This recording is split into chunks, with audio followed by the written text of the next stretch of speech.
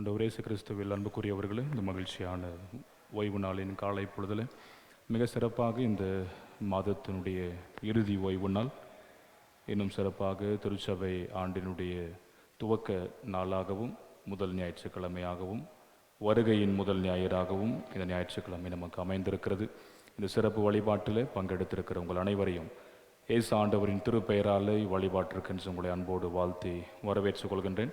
நம் அனைவரும் கண்களை மூடி தலை வணங்கி அமைதியான முறையில் இவ்வழிபாட்டிற்கென்று நம்மை நாமே ஆயத்தம் செய்து கொள்வோம்.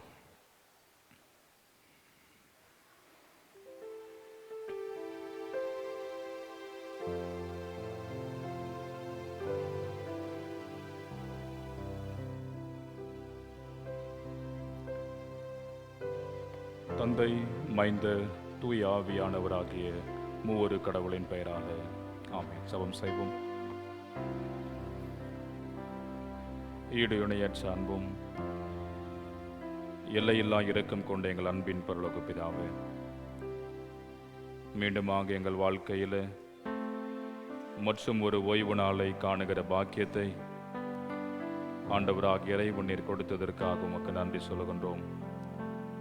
இந்த மாதத்தினுடைய இறுதி ஓய்வு நாள் எங்கள் திருச்சபை ஆண்டினுடைய துவக்க நாளாகவும் கிறிஸ்து வருகையின் முதல் ஞாயிற்றுக்கிழமையாகவும் இந்த நாள் அமைந்திருப்பதற்காக உமக்கு நன்றி சொல்கின்றோம். மக்களாகிய நாங்கள் ஒருமித்து ஒன்றிணைந்து ஆண்டவராகிய இறைவனை தொழுது கொள்ளும்படியாக உமது ஆலயத்தை நாடி வந்திருக்கும் போது ஆண்டவராகிய இறைவன் எங்கள் அனைவரையும் நீர் ஆசீர்வதியும். ஆயத்தப்பட்டு உமது ஆலயத்தை நோக்கி வந்து கொண்டிருக்கிற தம்முடைய மக்களையும் உமது சமூகத்தில் இணைத்து கொடும். நாங்கள் ஒன்றிணைந்து உமது திருப்பெயரை மாத்திரமே உயர்த்த ஆண்டவராகிய இறைவன் தாமே கிருபை செய்வீராக. வழிபாட்டின் ஊடாக பாடுகிற பாடல்களையும் ஏறெடுக்கிற இறைவேண்டல்களையும் வாசிக்கிற தியானிக்கிற உமது திருமொழிகளையும் எங்களுக்கு ஆசீர்வாதமாக மாற்றிக்கொடும். இவைகளின் ஊடாக உமது நாமம் ஒன்றே மகிமையும் மாட்சிமையும் அடைய வேண்டும் என்று நாங்கள் வேண்டிக் கொள்கிறோம். வழிபாட்டின் துவக்க முதல் இறுதி மட்டுமாக உம் திருப்பிரசன்னத்தினாலும் தூய ஆவியானவரின் அருள் துணையாலும் எங்கள் அனைவரையும் ஆண்டவராகிய இறைவன் நிறைவாக ஆட்கொண்டு வழிநடத்திருள வேண்டும் என்று இயேசுவின் வழியை வேண்டிக் கொள்கிறோம் பிதாவே, ஆமென். நாம் வழிபாட்டிற்கு ஆரம்பமாகவும் மூவொரு கடவுளை போற்றும் வண்ணமாக 141வது கீர்த்தனை பாடலை இணைந்து பாடும். வரவேணும் எனதரசே மனுவேல் இஸ்ரவேல் சிரசு என்கிற பாடல் 141வது பாடல்.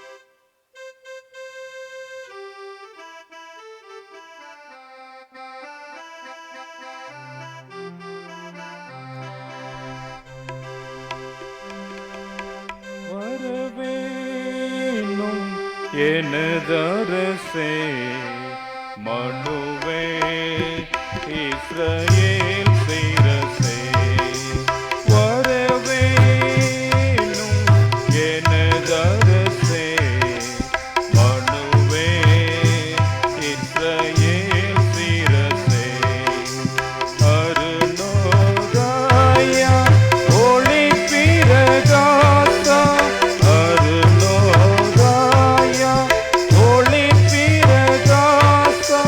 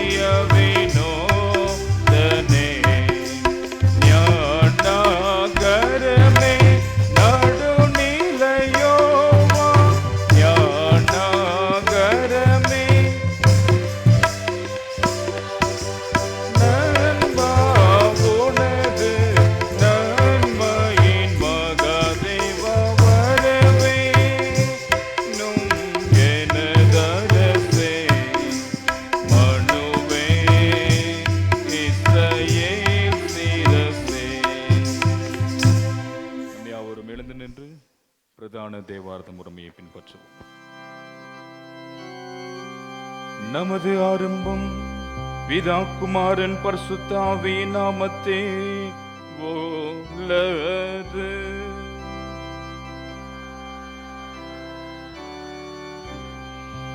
கர்த்தருக்குள் பிரியமானவர்களே, நமது பிதாவாகிய கடவுளிடம் கபடற் இருதயம் உள்ளவர்களாய் அண்டே சேர்ந்து நமது பாவங்களை அவருக்கு அறிக்கையிட்டு அவைகளை மன்னிக்க நமது இரட்சகராகிய இயேசு கிறிஸ்துவே நாமத்தில் அவரை கெஞ்சி கேட்போம். வாருங்கள்.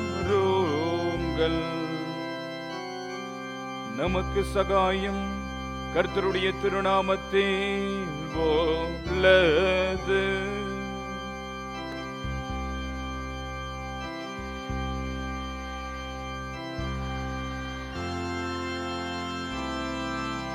என் மீறுதல்களை கர்த்தருக்கு அறிக்கையிடுவேன் என்றே.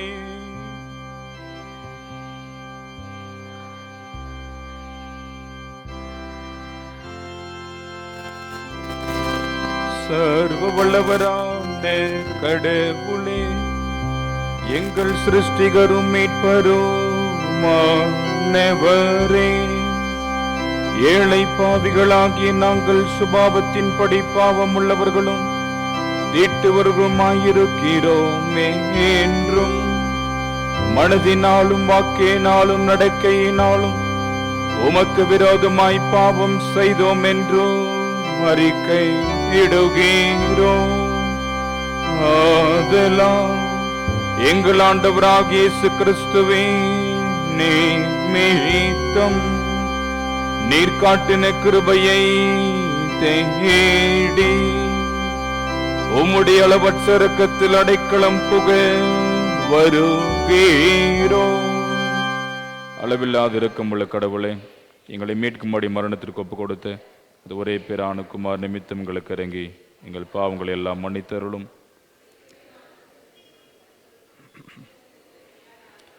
வஸ்து கொண்மையான கீழ்ப்படுதலையும் பரிசுத்த ஆவியை கொண்டு வேண்டிக் கொள்கிறோம். கர்த்தாவே, ஆம். சர்வ வல்லவரான பரமபிதாவாகிய கடவுள் நமக்கு இறங்கினார். அவர் தமது ஒரே பேரான மைந்தரை நமது பாவங்களுக்காக மரணத்திற்கு ஒப்பு கொடுத்து அவர் நிமித்தம் நமது பாவங்களை மன்னிக்கிறார். அவர் நாமத்தில் விசுவாசம் உள்ளவர்களுக்கு கடவுளின் பிள்ளைகளாகும்படி அதிகாரம் கொடுத்து அவர்களுக்கு தமது தூய ஆவியானவரை தந்துள்ளதாக வாக்குத்தத்தம் பண்ணினார். விசுவாசம் உடையவனாய் ஞான ஸ்நானம் பெற்றவன் ரட்சிக்கப்படுவான். கர்த்தாவே, எங்கள் அனைவருக்கும் கிருபை செய்தருளும்.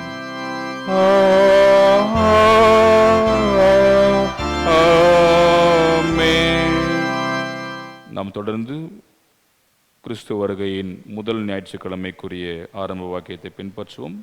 பாடல் புத்தகத்தில் 4வது பக்கத்தில் அடங்கியுள்ளது.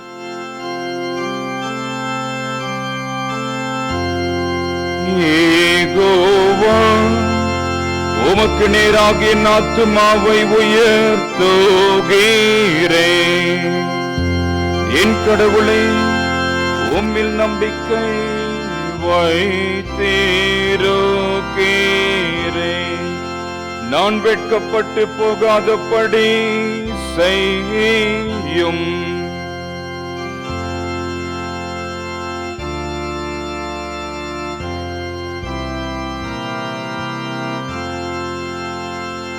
உம்மை நோக்கி காத்திருக்கிற ஏவனும் படிக்கும் பரிசுத்த ஆவிக்கும் மகிமையுண்டாவதாக.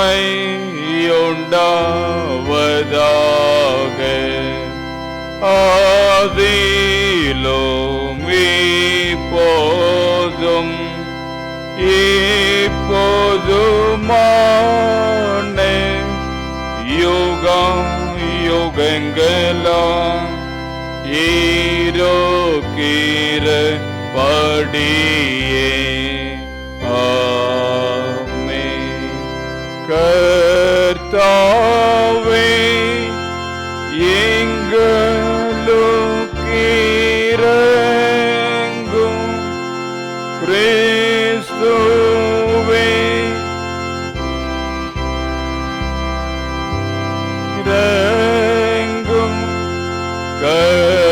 கர்த்தாவே.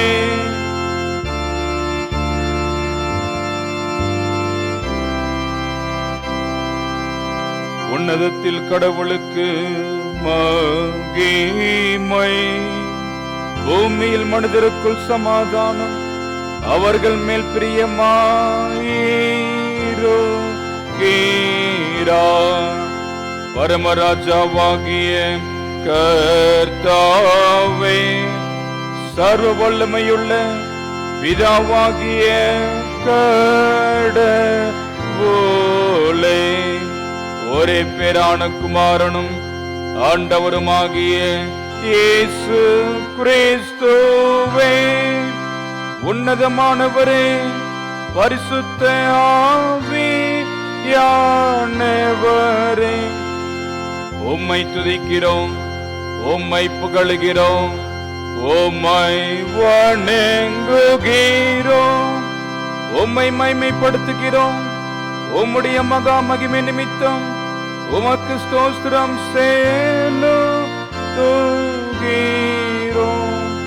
கர்த்தாவாகிய கடவுளே, கடவுளின் ஆட்டுக்குட்டியே, பிதாவின் சோதனே, உலகத்தின் பாவங்களை சுமந்து தீர்க்கிறவாறே,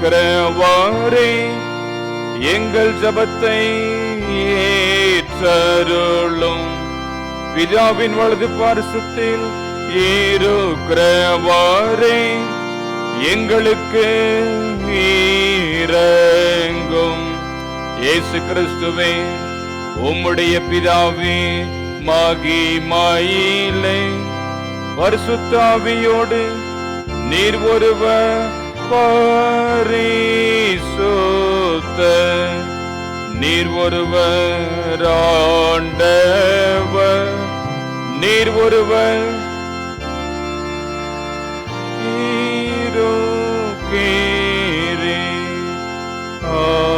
ஆமென். கர்த்தர் உங்களோடு இருப்பாராக.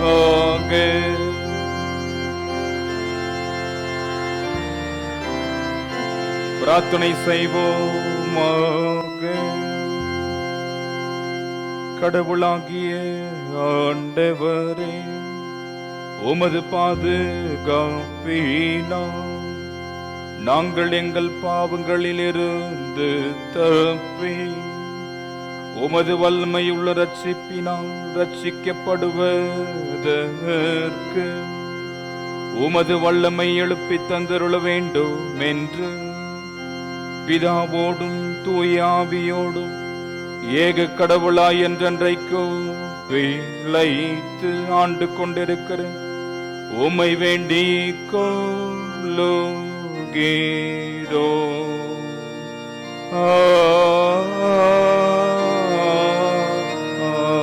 ஆமென்.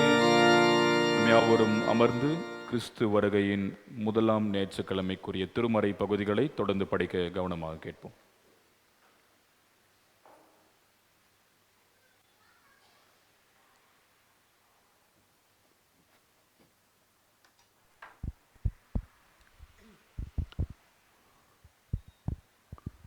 கர்த்தருக்கு ஸ்தோத்திரம்.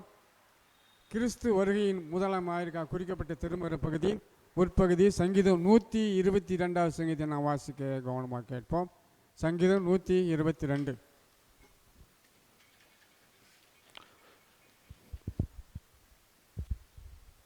கர்த்தருடைய பரிசுத்த நாமத்திற்கு மகிமை உண்டாகட்டும்.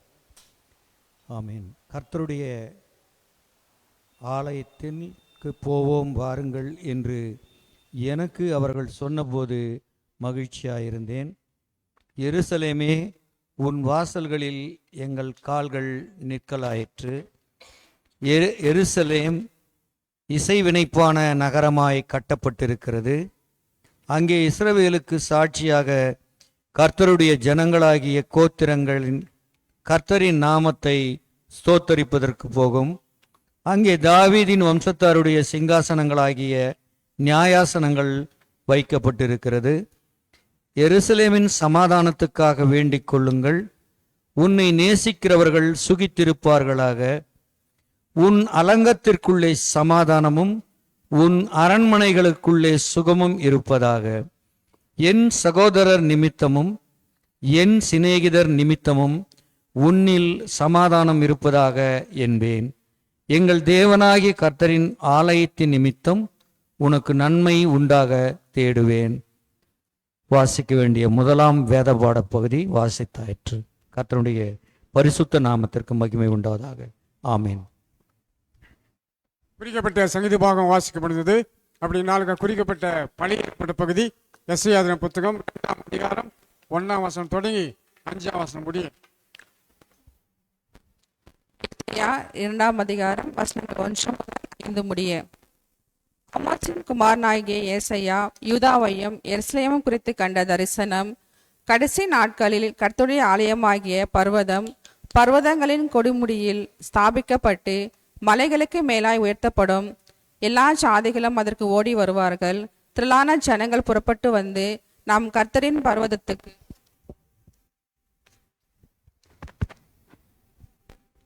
யாக்கோபின் தேவனுடைய ஆலயத்துக்கும் போவோம் வாருங்கள். அவர் தமது வழிகளை நமக்கு போதிப்பார். நாம் அவர் பாதைகளை நடப்போம் என்பார்கள். ஏனெனில் சியோனிலிருந்து வேதமும் எருசலேமிலிருந்து கர்த்தரின் வசனமும் வெளிப்படும். அவர் ஜாதிகளுக்குள் நியாயம் தீர்த்து திரளான ஜனங்களை கடிந்து கொள்வார். அப்பொழுது அவர்கள் தங்கள் பட்டயங்களை மண்வெட்டிகளாகவும் தங்கள் ஈட்டிகளை அரிவாள்களாகவும் அடிப்பார்கள். ஜாதிக்கு விரோதமாய் ஜாதி பட்டயம் எடுப்பதில்லை. இனி அவர்கள் யுத்தத்திற்கு கற்பதும் இல்லை.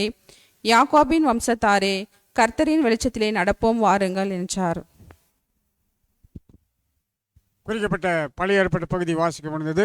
அப்படி நாளுக்கு குறிக்கப்பட்ட நிருப வாக்கியம் ரோமர்கள் புத்தகம் 13ஆம் அதிகாரம் 11ஆம் வசனம் தொடங்கி 14ஆம் வசனம் முடிய. ரோமர் 13:11 முதல் 14 வரை.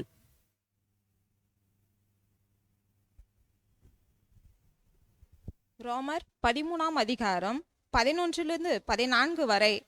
நித்திரையை விட்டு எழுந்திருக்கத்தக்கதாக வேலை என்று நாம் காலத்தை அறிந்தவர்களாய் இப்படி நடக்க வேண்டும். நாம் விசுவாசிகளான போது ரட்சிப்பு சபீபமாய் இருந்ததை பார்க்கிலும் இப்பொழுது அது நமக்கு அதிக சபீபமாய் இருக்கிறது. இரவு சென்ற போயிற்று, பகல் சபீபமாயிற்று. ஆகையால் அந்தரங்கத்தின் கிரியைகளை நாம் தள்ளிவிட்டு ஒளியின் ஆயுதங்களை தரித்து கொள்ள கடவோம்.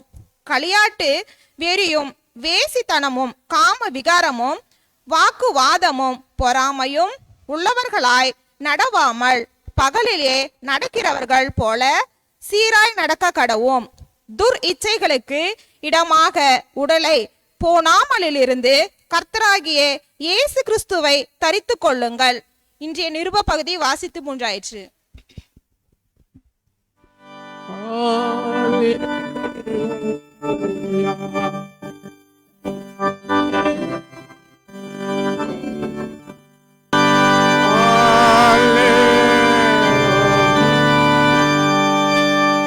அப்படி நாளுக்கு குறிக்கப்பட்ட சுவிசேஷ பகுதி பரிசு மத்தேயு புத்தகம் 24ஆம் அதிகாரம் 36ஆம் வசனம் தொடங்கி 44ஆம் வசனம் முடிய நான் வாசி கேட்போம். ஆண்டவரே, உமக்கு மகிமை.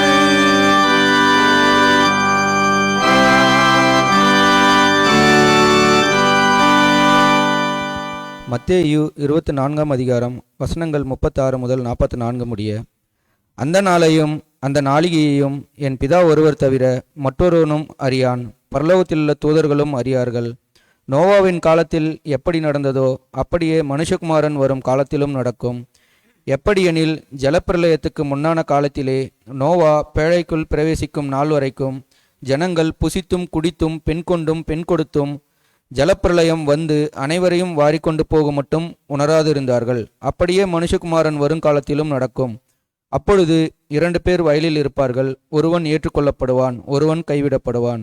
2 ஸ்திரீகள் இயந்திரம் அரைத்து கொண்டிருப்பார்கள். ஒருத்தி ஏற்றுக்கொள்ளப்படுவாள், ஒருத்தி கைவிடப்படுவாள். உங்கள் ஆண்டவர் இன்ன நாளிகையிலே வருவார் என்று நீங்கள் அறியாதிருக்கிறபடியினால் விழித்திருங்கள். திருடன் இன்ன ஜாமத்தில் வருவான் என்று வீட்டெஜமான் அறிந்திருந்தால் அவன் விழித்திருந்து தன் வீட்டை கண்ணமிட ஒட்டான் என்று அறிவீர்கள். நீங்கள் நினையாத நாளிகையிலே மனுஷகுமாரன் வருவார். ஆதலால் நீங்களும் ஆயத்தமாயிருங்கள். ஆமென். குறிக்கப்பட்ட ஜீவனுள்ள திருமறை பகுதி வாசிக்கப்பட்டது.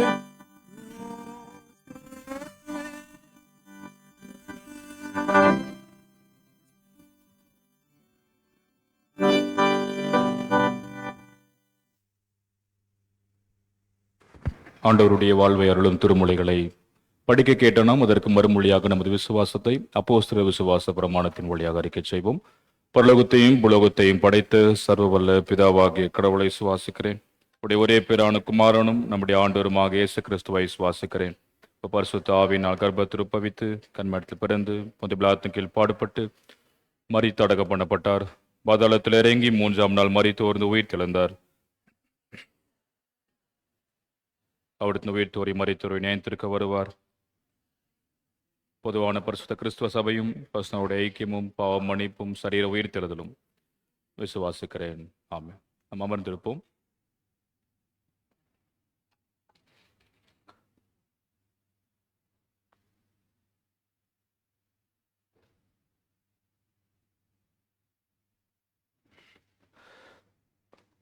அன்பார்ந்தவர்களே, நம்முடைய பாரம்பரியத்தின்படி இந்த நாள் கிறிஸ்துவ வருகையின் முதலாவது ஞாயிற்றுக்கிழமை. ஸோ யூஸ்வலாகவே இந்த கேண்டில் நம்ம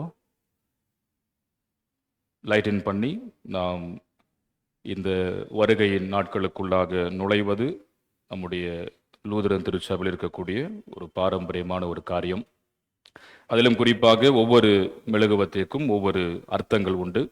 கடந்த ஆண்டே நாம் இதை செய்தோம். ஸோ முதலாவது மெழுகுவத்தினுடைய பெயர் என்னவென்றால் ஹோப், நம்பிக்கையின் மெழுகுவர்த்தி. இது எதை அடையாளப்படுத்துகிறது என்றால், அன்றைக்கு தீர்க்கதரிசிகள் இயேசு ஆண்டவர் இந்த மண்ணகத்தில் நம்மை மீட்டெடுக்கும்படி பாலகனாக வந்து பிறப்பார் என்று சொன்ன அந்த தீர்க்க தரிசன வார்த்தைகளின் மீது அன்றைக்கு மக்கள் நம்பிக்கை வைத்தது போல, இன்றைக்கு மீண்டுமாக இயேசு ஆண்டவர் வரப்போகிறார் என்பதே நம்முடைய முக்கியமான நம்பிக்கை. ஆகையினாலே தான் இதற்கு ஹோப் கேண்டல், அதே போன்று ப்ராஃபிட் கேண்டல், ப்ராஃபசி கேண்டல் என்று பல அர்த்தங்கள் உண்டு. தீர்க்க தரிசி கேண்டல் மெழுகுவர்த்தி, அதே போன்று தீர்க்க தரிசன மெழுகுவர்த்தி என்று சொல்லி, அப்போ இன்றைக்கு நாமும் இயேசு ஆண்டவருடைய 2வது வருகைக்காக எதிர்நோக்கி நம்பிக்கையோடு இருக்கிறோம். இதுதான் நம்முடைய விசுவாசத்தின் அடித்தளமே. மீண்டும் வருவார், செகண்ட் கம்மிங் ஆஃப் ஜீசஸ். ஆகையினால இதை உணர்ந்து நம்முடைய கிறிஸ்தவ வாழ்க்கையே நம்பிக்கையில்தான் அடித்தளமாய் இருக்கிறது என்பதை உணர்ந்து கொண்டு அந்த விசுவாசத்தில் இந்த நம்பிக்கையின் மெழுகுவர்த்தியை நாம் ஏற்றி வைப்போம்.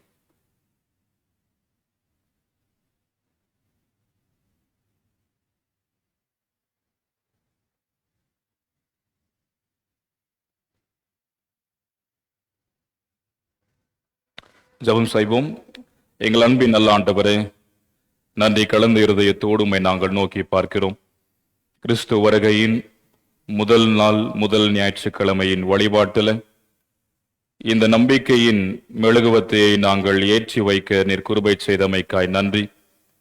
இந்த மெழுகுவர்த்தி ஒளிர்ந்து கொண்டிருக்கும் போது ஒளியாகி எங்கள் ஆண்டவர் இயேசு மீண்டும் இந்த மண்ணகத்தில் 2வது முறை வருவார் என்கின்ற அந்த நம்பிக்கையில நாங்கள் நிலைத்திருக்கவும், ஆண்டவர்களை நம்பிக்கை வைத்து எங்களுடைய கிறிஸ்தவ வாழ்க்கையை நாங்கள் தொடர்ந்து வாழவும் நீர் எங்களுக்கு அருள் புரிய வேண்டும் என்று சொல்லி நாங்கள் வேண்டிக் கொள்கிறோம்.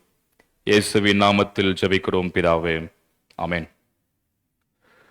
நாம் யாவரும் எழுந்து நின்று ஆண்டவருடைய இறை செய்திக்கு ஆயத்தமாக 136வது ஞானப்பாடலை இணைந்து பாடும். வாசல்களை உயர்த்துங்கள், மகா கர்த்தாவை வாழ்த்துங்கள் என்ற பாடல். 136வது ஞானப்பாடல்.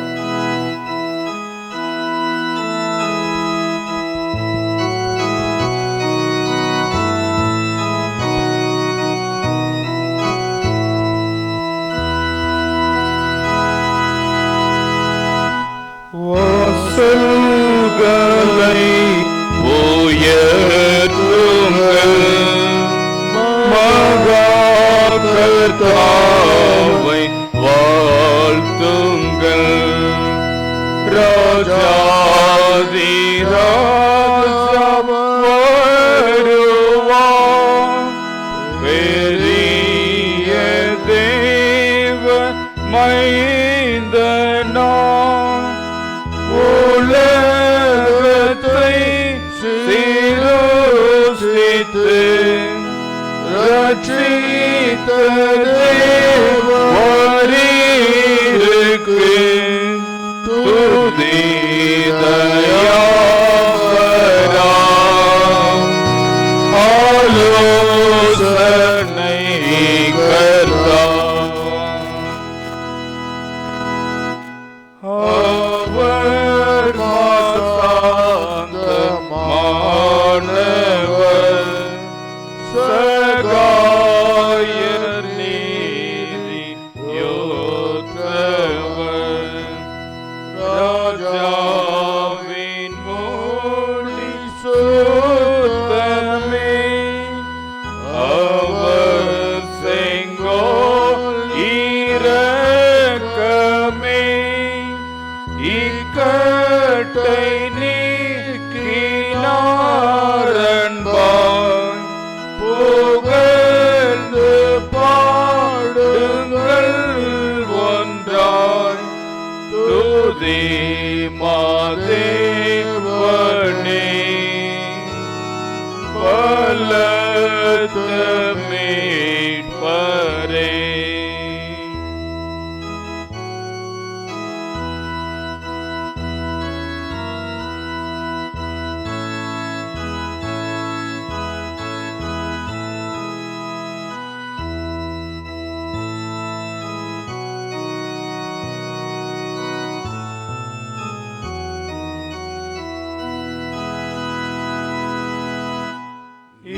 கர்த்தர் போற்றவே செய்வோம் போதேந்த போரும் தேசமும் கலிக்கும் எங்கள் இதயம்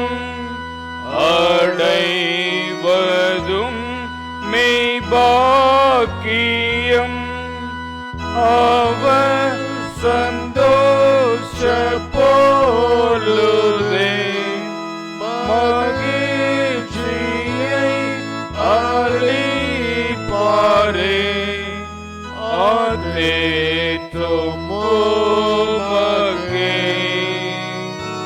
புகழ்ச்சி கர்த்தரே.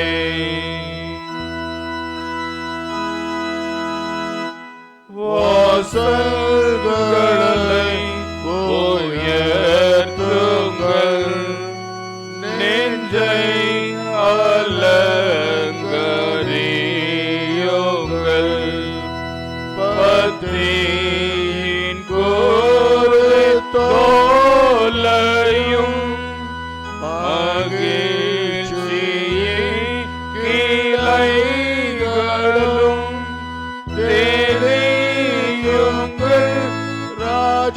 ராஜாவரா உங்களையும் இரட்சிப்பார் கர்த்தாவுக்கென்றைக்கும் புகழ்ச்சி துதியும்.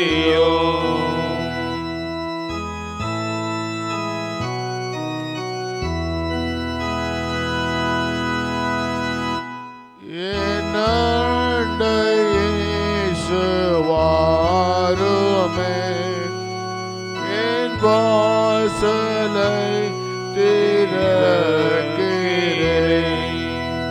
அருள் புரியும் தேவரே என் நெஞ்சில் தங்க கடவுளே மோட்ச வழியை காண்பிக்கும் நல்லாவியை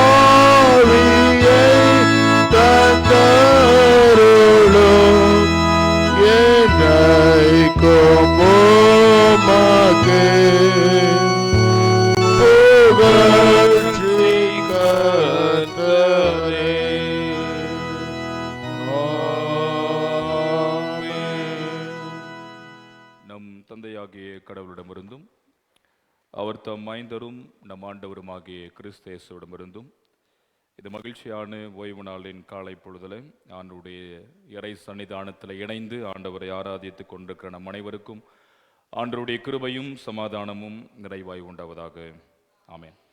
கிறிஸ்து இயேசுவில் அன்புக்குரியவர்களே, கிறிஸ்து வருகையின் முதலாவது ஞாயிற்றுக்கிழமை, திருச்சபை ஆண்டினுடைய முதல் ஞாயிற்றுக்கிழமை ஆகிய இந்த நல்ல நாளில் நம் ஆண்டவருடைய திருவார்த்தையை தியானிக்கு எடுத்துக்கொண்ட திருமறை பகுதி அது தூய மத்தேயுவின் நற்செய்தி நூல் 24ஆம் அதிகாரம் 36 துவங்கி 44 முடிதான திருவார்த்தைகள். The Gospel according to St. Matthew chapter 24 verses beginning from 36 to 44.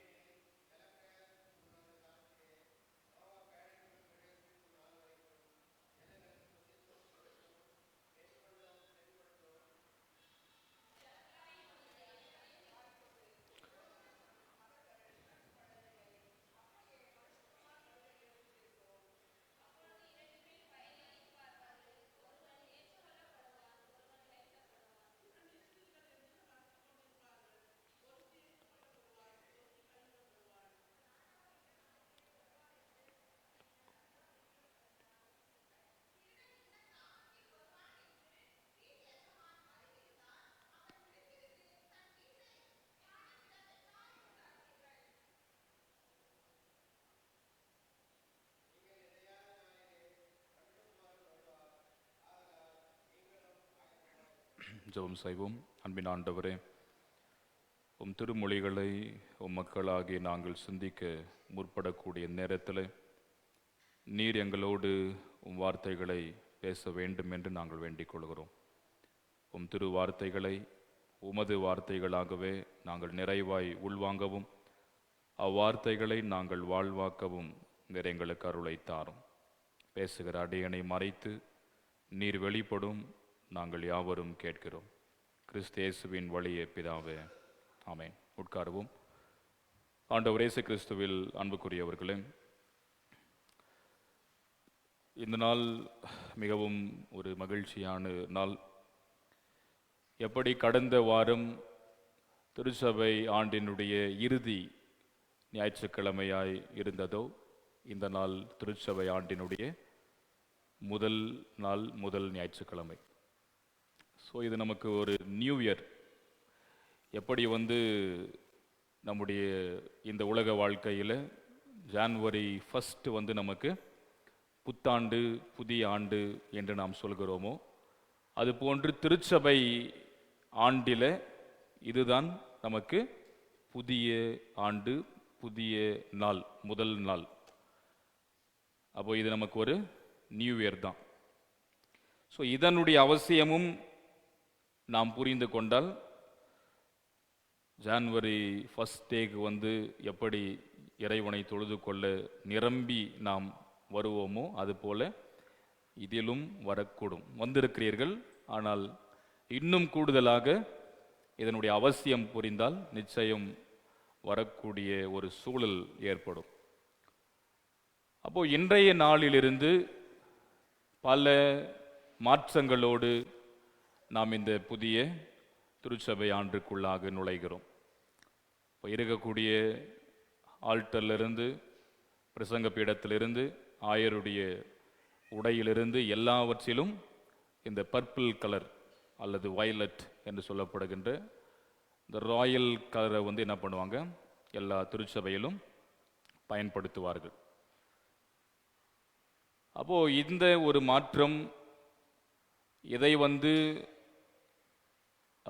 Eastern churches அப்படின்னு சொல்கிற ஆர்த்தடாக்ஸ் சர்ச் போன்ற திருச்சபைகளில் இதை ஒரு தவக்காலமாக அனுசரிப்பார்கள்.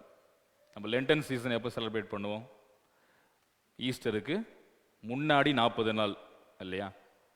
ஆனால் இந்த காலங்களை இப்போ இதே உடையை தான், இதே கலரை தான் நம்ம என்ன பண்ணுவோம், எங்கே யூஸ் பண்ணுறோம்? லென் டேஸில் யூஸ் பண்ணுறோம். ஸோ இதை ஒரு ஸ்மால் லென்ட் அப்படின்னு சொல்லுவாங்க, ஒரு சிறிய தவக்காலம். ஸோ இந்த காலத்திலும் இந்த ஈஸ்டர்ன் ஆர்த்தடாக்ஸ் சர்ச் அந்த திருச்சபைகளிலெல்லாம் இதை ஜபத்திற்கும் கடவுளிடத்தில் உபவாசிப்பதற்கும் தங்களுடைய பாவங்களை அறிக்கை செய்வதற்கும் இதை மிக அதிகமாக இந்த நாட்களை பயன்படுத்துவார்கள். இந்த கிறிஸ்துமஸுக்கு முன்னாடி வரக்கூடிய இந்த நாட்களை எல்லாம் அது உண்மையாகவே அர்த்தம் உள்ளதுதான். ஏனென்றால் இயேசு ஆண்டவர் மீண்டும் இந்த மண்ணகத்திற்கு வரப்போகிறார். ஏற்கனவே வந்தார், மீண்டும் வரப்போகிறார். இதுதான் நம்முடைய கிறிஸ்தவ நம்பிக்கை. நாம் பொதுவாகவே இந்த கிறிஸ்துமஸுக்கு முன்னாடி இருக்கக்கூடிய இந்த வருகையின் காலங்கள், இந்த அட்வென்ட் சீசன் என்று சொல்லுகிறோம், இந்த திருவருகை காலங்கள் அல்லது கிறிஸ்துவ வருகையின் காலங்கள் என்று சொல்லக்கூடிய இந்த நாட்கள் எல்லாவற்றையும் நாம் கிறிஸ்துமஸுக்காக நம்ம பெரிய அளவில் ஆயத்தங்களை மேற்கொள்வோம் இல்லையா? அதுதானே உண்மை, கரெக்டுங்களா? நம்முடைய முழுமையான ஆயத்தங்களும் எதிர்பார்ப்புகளும் அந்த கிறிஸ்மஸ், அந்த ஒன் டே, கிறிஸ்து பிறப்பின் அந்த மகிழ்ச்சியான நாள். அதற்காகத்தான் முன்னேற்பாடாக ஆலயத்திலும் சரி, நம்முடைய வாழ்க்கையிலும் சரி, நம்முடைய இல்லங்களில் சரி, நாம் பல விஷயங்களை மேற்கொள்ளக்கூடியவர்களாகவே கட்டாயம் இருப்போம். நிறைய பேர் ட்ரெஸ் எடுத்து என்ன பண்ணியிருப்பாங்க, ஸ்டிச் பண்ணுறதுக்கு கொடுத்துட்டு இருப்பாங்க. நான் கூட கொடுத்துட்டு இருக்கேன் முன்னாடியே. இப்போ இந்த மந்த் எண்டில் கொடுக்குறேன்னாங்க, முன்ன பின்ன கொடுத்துருவாங்க பண்டைக்குள்ள. ஸோ ஆயத்தங்கள் இருக்கும் கட்டாயம். எதற்காக என்றால், எதற்காக அந்த டே, அந்த ஃபெஸ்டிவல், அந்த கிறிஸ்மஸ், அதுக்கு அடுத்தது நியூ இயர், புதிய ஆண்டு, இதற்கான ஆயத்தங்கள் பெரிய அளவில் நமக்கு இருக்கும். ஆனால் இதை கடந்து மிக முக்கிய ஆயத்தம் எதற்கென்றால், இயேசுவினுடைய வருகையை நாம் நம்பிக்கையோடு எதிர்நோக்குவதற்கான ஆயத்தங்களை நாம் கட்டாயம் மேற்கொண்டே ஆக வேண்டும். ஸோ இதைதான் பல திருச்சபைகளில் இல்லையா, இயேசு ஆண்டவருடைய வருகை சமீபம் என்று சொல்லுகிறார்கள். கேள்விப்பட்டிருப்பீங்களே. இப்போ ஸ்ரீலங்காவில் பார்த்தீங்கன்னா மிக பெரிய வெள்ளப்பெருக்கு இல்லையா, கடுமையான மழை, வெள்ளப்பெருக்கு, அநேகர் இதில் அழிந்திருக்கிறார்கள், பலியாகி இருக்கிறார்கள்.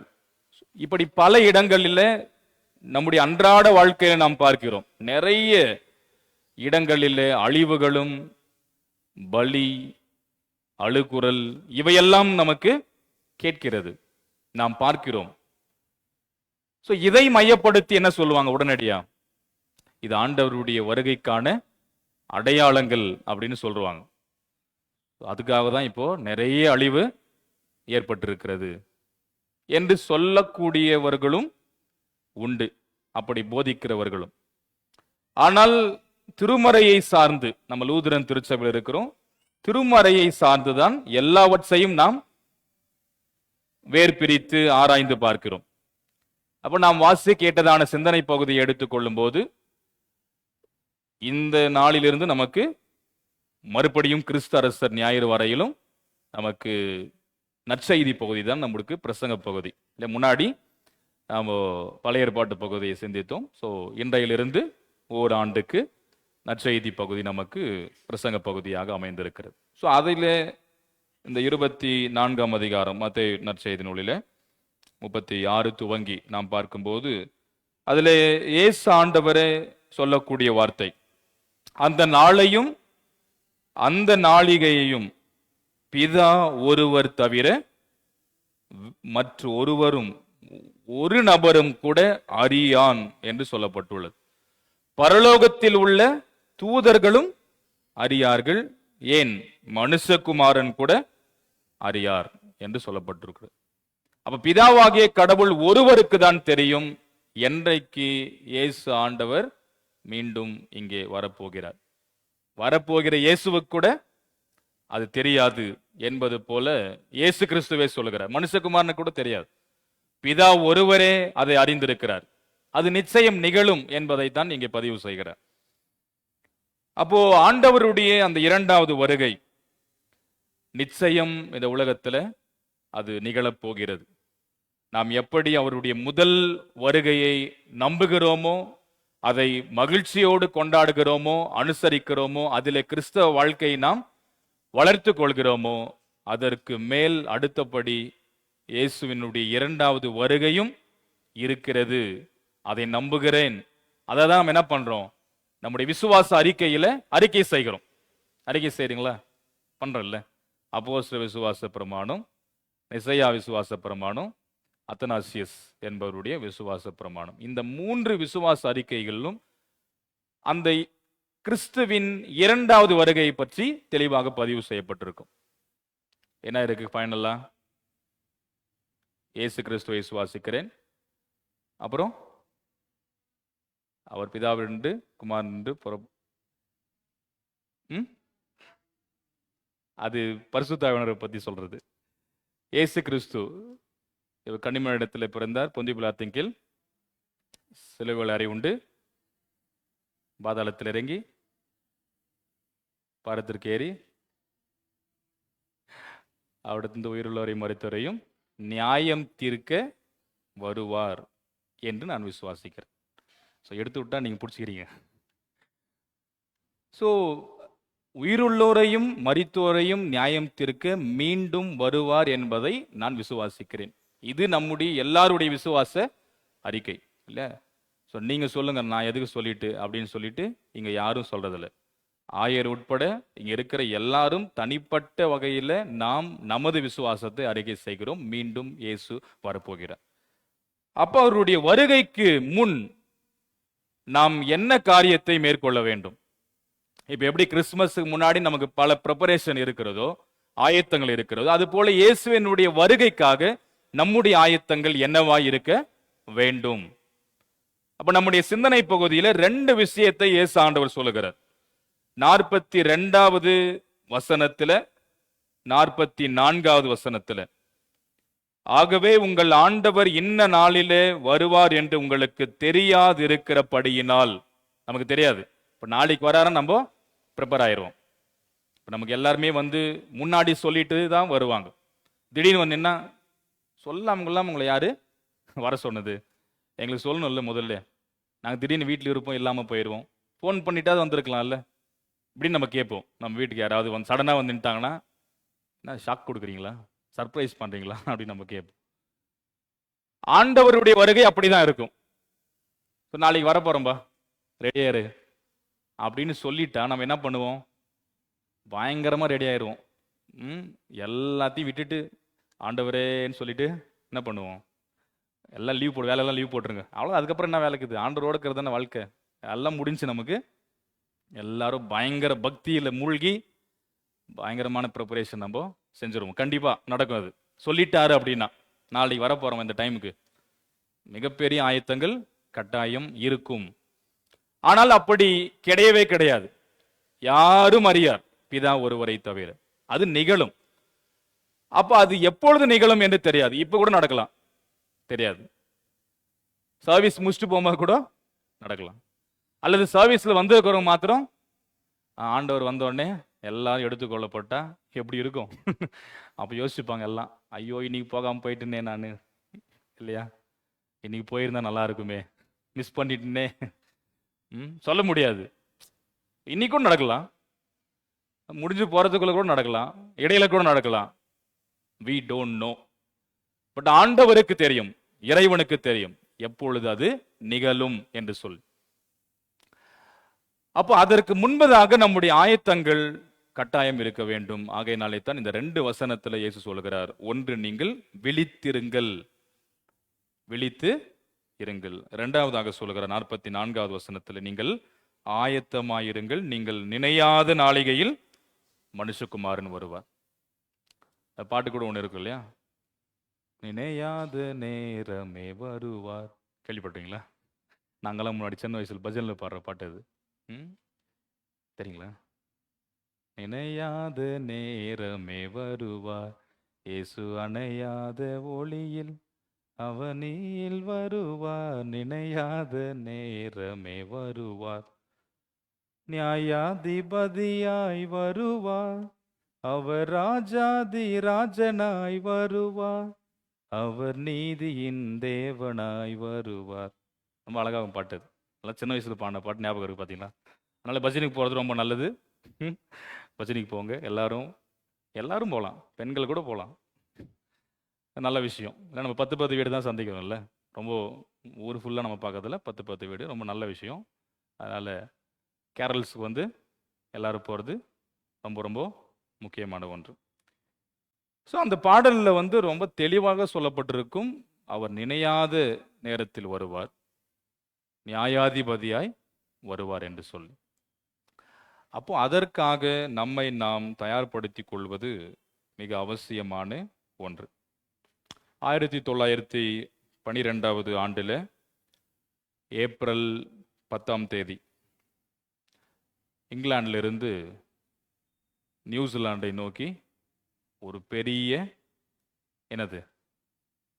என்னது ஒரு பெரிய பிரம்மாண்டமான கப்பல் ஒன்று புறப்பட்டது. என்ன கப்பல்? ஆமா, இது டைட்டானிக் கப்பல். ஸோ அதனுடைய வரலாறு நமக்கு தெரியும். அது வந்து ரொம்ப பிரம்மாண்டமானது, அதுக்குள் எல்லாமே இருக்கும். அப்போ ஒரு 46,000 டன் எடை உள்ள கப்பல், பிரம்மாண்டமான கப்பல். ஸோ ஏறத்தாழ ஒரு 2200 நபர்கள் அதற்குள் இருந்தார்கள். அதில் ஒரு 300 சில்லற பேர் வந்து அங்கே பணி செய்யக்கூடிய பணியாட்கள், மற்றவர்கள் எல்லாருமே அதில் பயணிக்கக்கூடிய பயணிகள். ஸோ புதுசாக வந்து அதை அறிமுகப்படுத்தி முதல் முறை அதை இயக்குகிறார்கள்.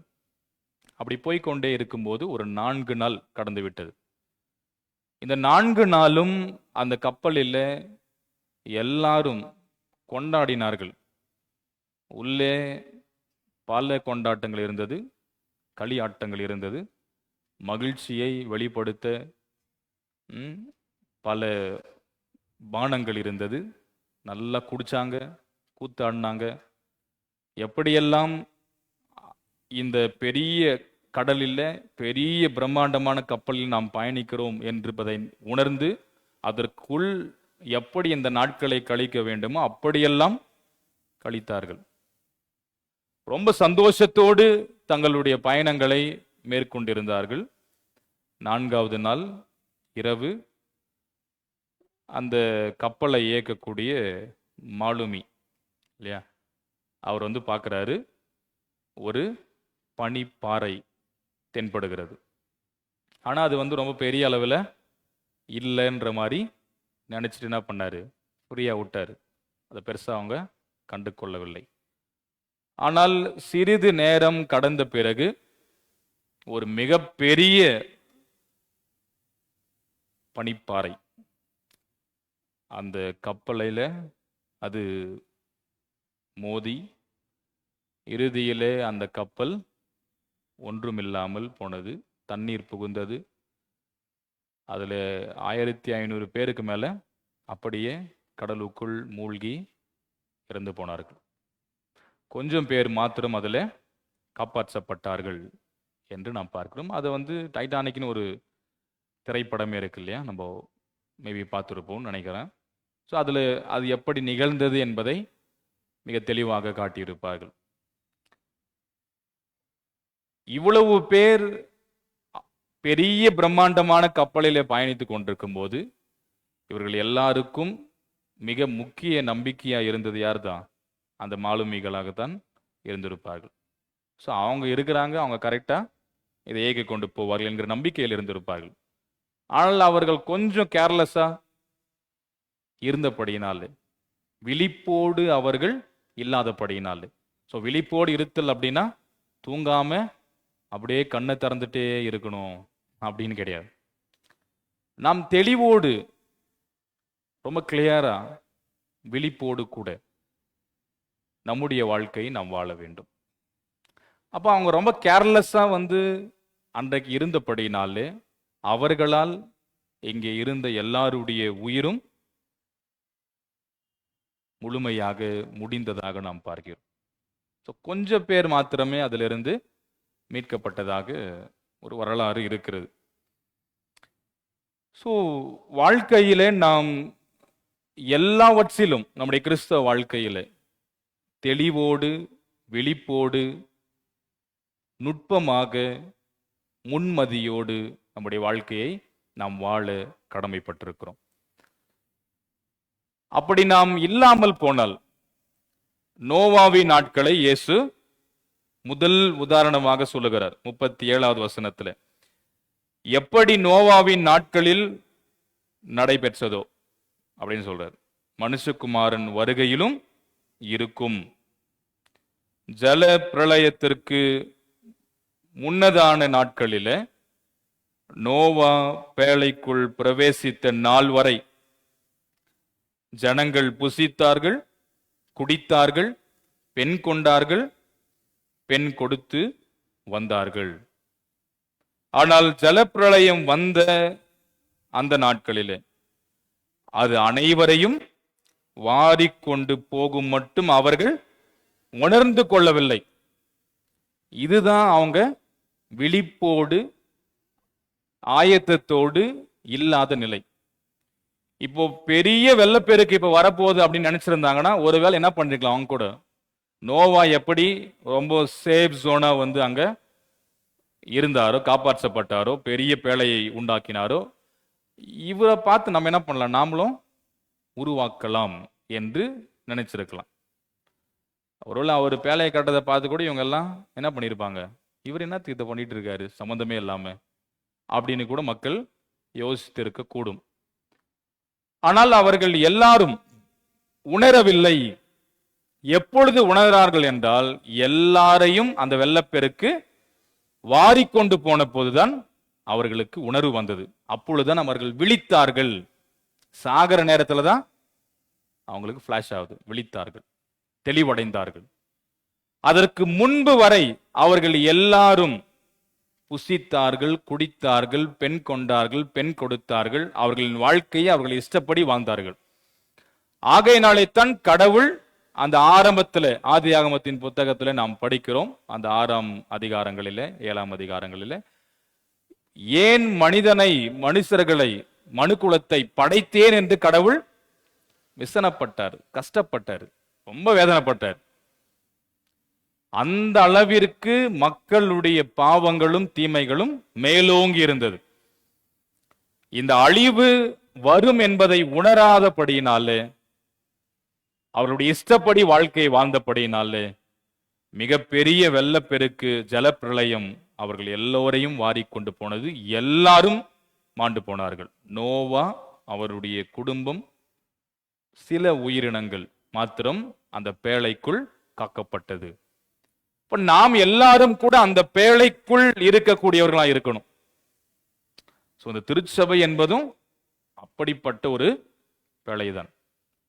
இதற்குள் நம்முடைய வாழ்வு இருக்க வேண்டும். நாம் எங்கே எப்படி வெளியே இருந்தாலும் இதற்குள் தான் நம்முடைய வாழ்வு உட்படுத்தி கொண்டு, இதிலே நம்முடைய வாழ்க்கை இணைத்து கொண்டு நாம் வாழ கடமைப்பட்டிருக்கிறோம். அடுத்ததாக சொல்றாரு 40வது வசனத்துல நாம் பார்க்கும்போது, வயலில் 2 பேர் இருப்பார்கள்.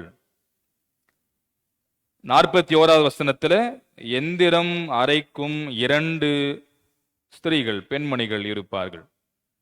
வயலில் இருப்பார்கள், எந்திரத்தை அரைத்து கொண்டிருப்பார்கள். இப்படி இருக்கும்போது ஒருவர் எடுத்துக் கொள்ளப்படுவார், 2 பேர்ல ஒருத்தர் கைவிடப்படுவார்கள். அந்த ஒருவர் யார்? எடுத்துக்கொள்ளக்கூடிய ஒருவர் யார்? விட்டுட்டு போறவர். ஏன் ஒருத்தரை விட்டுட்டு போகணும்? ஏன் எடுத்துக்கொள்ளப்பட வேண்டும்? ஏனென்றால் அவர்கள் உணர்வோடு இருந்தவர்கள், விழிப்போடு இருந்தவர்கள், ஆயத்தத்தோடு இருந்தவர்கள் எடுத்துக்கொள்ளப்பட்டார்கள். பார்த்துக்கலாம்பா, ஒன்றும் பிரச்சனை இல்லை, என்ன ஆயிரு என்று விழிப்பில்லாமல், ஆயத்தம் இல்லாமல், இஷ்டப்படி வாழ்ந்தவர்கள் கைவிடப்பட்டார்கள் என்று நாம் பார்க்கிறோம். ஆகிய நிலையத்தான் அந்த 2 உதாரணத்தை சொல்றாரு. ஆகவே 42ல, உங்கள் ஆண்டவர் இன்ன நாளிலே வருவார் என்று உங்களுக்கு தெரியாது இருக்கிறபடியினால் விழித்திருங்கள். ஆயத்தமாயிருங்கள் என்று 2 முறை 2 வகையில இயேசு ஆண்டவர் சொல்கிறார். விழித்திருங்கள், ஆயத்தத்தோடு இருங்கள். Be awaken, be prepared. So தெளிவோடு நம்முடைய வாழ்க்கையை நாம் வாழ வேண்டும். அப்போ நாம் வாசிய கேட்டதான பழைய ஏற்பாட்டு பகுதியில் எஸ்ஐயா 2ஆம் அதிகாரம் முதல் 5 வசனத்தில் நாம் பார்க்கும்போது ஒரு முடிவில்லா அமைதி, சமாதானத்தை பற்றி அங்கே எஸ்ஐயா சொல்லுகிறார். அதுல நீங்க பார்த்தீங்க அப்படின்னா, கடவுளுடைய மக்கள் எல்லோரும் அவங்க வாழ்றாங்க. நாங்க கடவுள் மக்கள். அந்த கடைசி நாளிகை பற்றி தான் இந்த பகுதியும் சொல்லுகிறது. நம்முடைய நிறுவ பகுதியும் அதை பற்றி தான், இந்த கடைசி நாட்களை பற்றி. அப்போ கடவுளுடைய ஜனங்கள் எல்லாம் அவளுடைய இஷ்டப்படி இருக்கிறார்கள். ஆனால் இறுதி நாட்களிலே யார் கடவுளை தொழுது கொள்ள ஓடி வருவார்கள் என்றால், 2வது வசனத்தை வாசிங்க. ம் ம் ம் ம் எல்லா ஜனங்களும் அதற்கு ஓடி வருவார்கள்.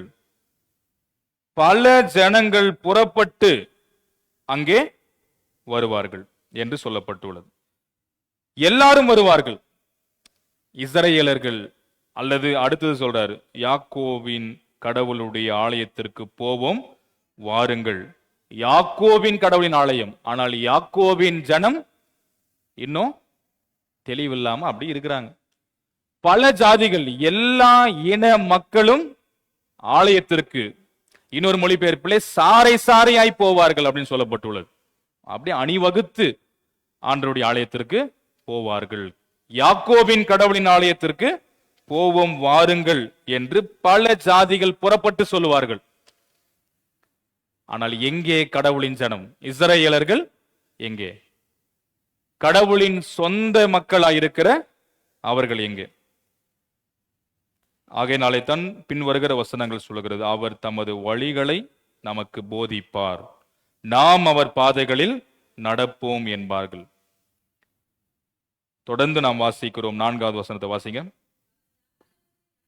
ம் ம்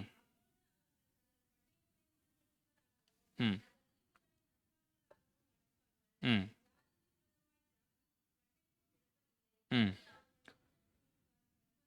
சோ தொடர்ந்து சொல்லுகிறார், ஒரு மிகப்பெரிய அமைதி நிகழும்.